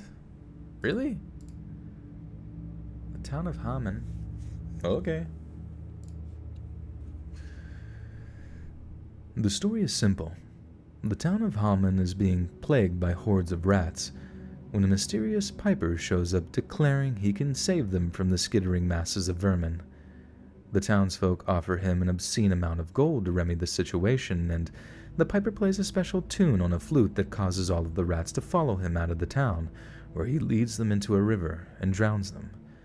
Upon his return to Hamen, the piper finds the townsfolk refuse to pay him, judging his feat to be too easy and therefore unworthy of payment. In revenge, the piper plays another tune on his flute, one that entrances the town's children to follow him, whereupon neither they nor the piper are ever seen again. Yet what most of those who know of this story don't seem to realize is that this is no legend, and appears to be a very real event that actually occurred in Germany during the 13th century. There is a place in the town of Hameln known as the Pied Piper House, a place that hosts a plaque dating 1602, which states that A.D. 1284, on the 26th of June, the day of St. John and St. Paul, 130 children, born in Hameln, were led out of the town by a piper wearing multicolored clothes. After passing the Calvary near the Koppenberg, they disappeared forever. There are also historical records of a stained glass window in St. Nikolai's Church dating to the early 14th century, depicting the Pied Piper leading the entranced children away. It is inscribed with the Latin words, "On the day of John and Paul, 130 children in Hameln went to Calvary and were brought through all kinds of danger to the Koppen mountain and lost." On such account, known as the Lüneburg manuscript, and thought to be written in 1450 AD, tells of a monk who claimed that a musician in his late 30s who wore multicolored clothes came to the town and led the children away while they were in some kind of hysterical trance. There is also an account of the event in the town's ledger dating 1384, which states that it is now 100 years since our children departed. What's interesting about these accounts is that the date of the event in question is always the same, the feast of St. John and St. Paul, or 26th of June of 1284, and that the number of children who went missing is always the same. In which case, what actually happened in Hameln, Germany, on that fateful day? There are those who have theorized that the piper was actually some kind of recruiter who was organizing migrants, pilgrims, or military recruits, one that utilized his colorful clothing and pipe to attract potential recruits. Certain historians have claimed that the story is a metaphor for a plague that came and killed off the children, and the piper is simply a kind of metaphor for death itself. However, a BBC documentary from a few years back has put forward a theory involving something called dance mania. The dance could spread from individuals to large groups, all driven by an unshakable compulsion to dance feverishly, sometimes for weeks, often leaping and singing and sometimes hallucinating to the point of exhaustion and occasionally death, like a top that can't stop spinning. Horrifyingly enough, there happened to be a well-documented case of the aforementioned dance mania just south of Hameln, in the town of Erfurt, during the 13th century, when a handful of the townsfolk's children actually danced themselves to death by exhaustion. An additional theory revolved around the date of the children disappeared. What the fuck was that word? Not sure.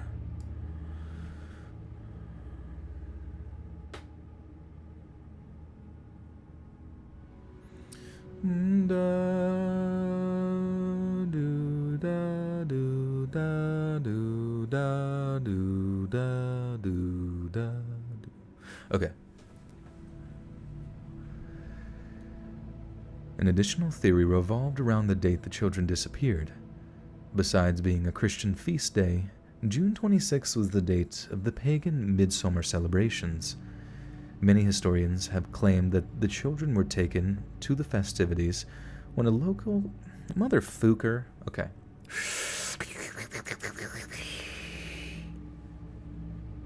Many historians have claimed that the children were being taken to the festivities when a local Christian faction either intercepted the group and slaughtered them or kidnapped them and forced them to convert to Christianity.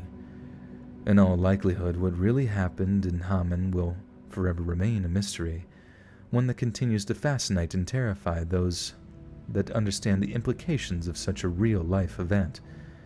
Because as we've learned, it was no legend, but something that continuously...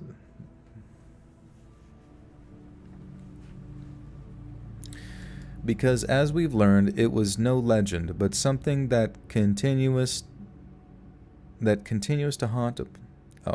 continues. Hey, Zandra, see you later.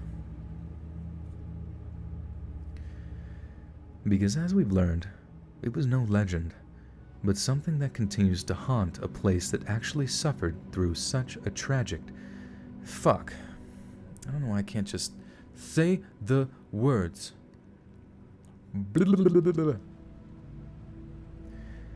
Because as we've learned, it was no legend, but something that continues to haunt a place that actually suffered through such a tragic and horrifying event. Daddy? Holy fart, we made it, guys. We made it to the end. Been going for like 4 hours and shit. Poop and pee and stuff with Joel. That's the name of my podcast. Motherfucking shit. You know what would be interesting, actually? I could start a whole nother podcast by just taking the individual audio from these, like, streams and putting them on a podcast. I wonder if anybody would be interested in that.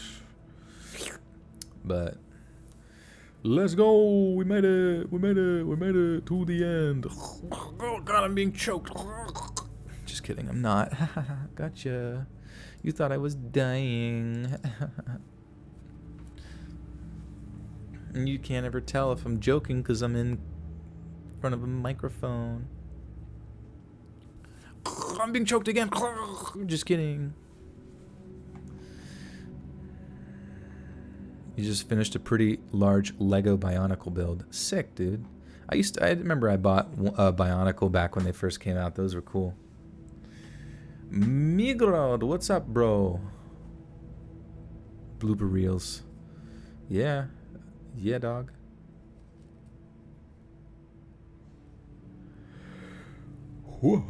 Somebody think of something funny to say at the end. I like funny. Anybody else like funny? I want to hear something funny. Think. Hey friends, thanks for listening. Click that notification bell to be alerted of all future narrations. And if you got a story to... Oh, I see.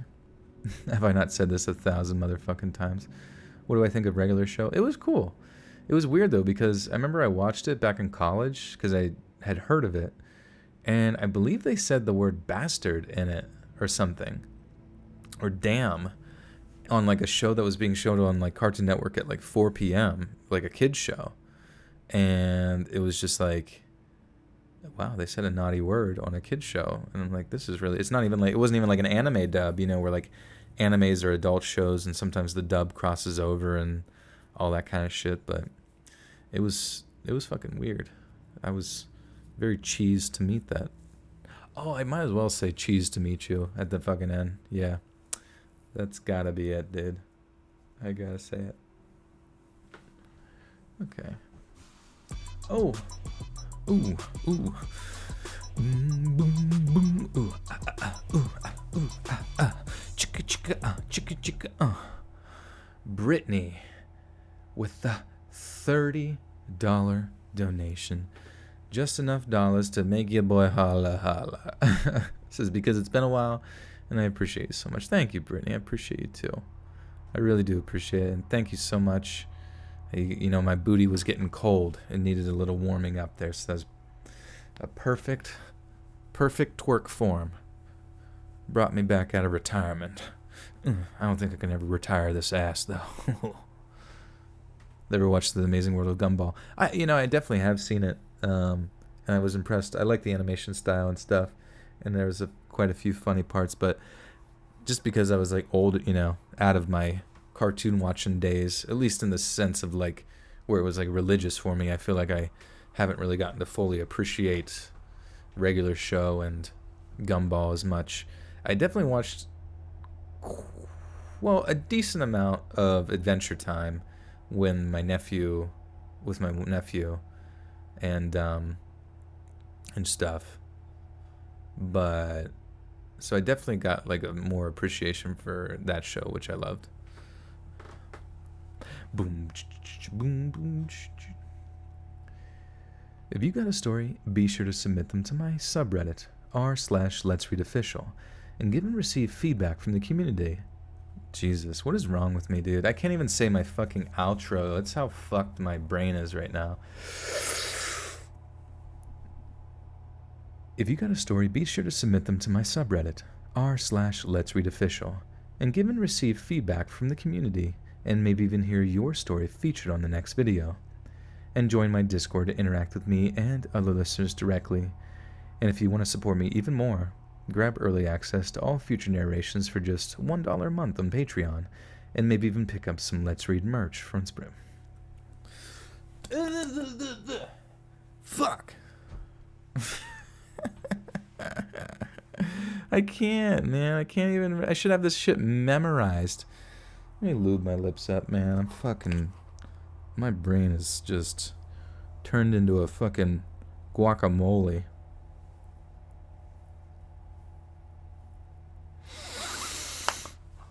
I need some cocaine. Just kidding. Okay. And join my Discord to interact with me and other listeners directly. And if you want to support me even more, grab early access to all future narrations for just $1 a month on Patreon, and maybe even pick up some Let's Read merch on Spreadshirt. And check out the Let's Read podcast, where you can hear all these stories in long compilation form and save huge on data, located anywhere you listen to podcasts. Links in the bio. Thanks so much, friends.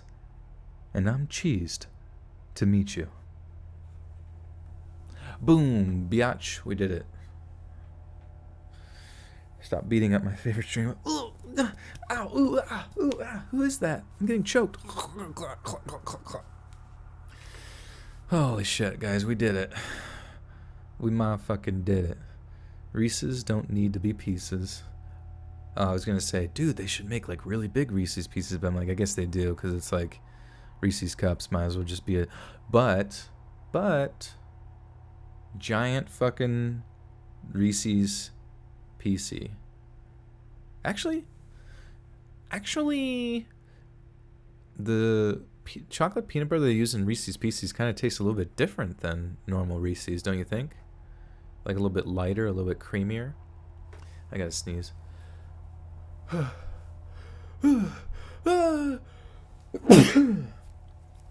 was simply simping over her.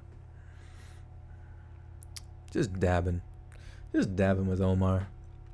Guys, thank you so much. Again, this was a fun stream.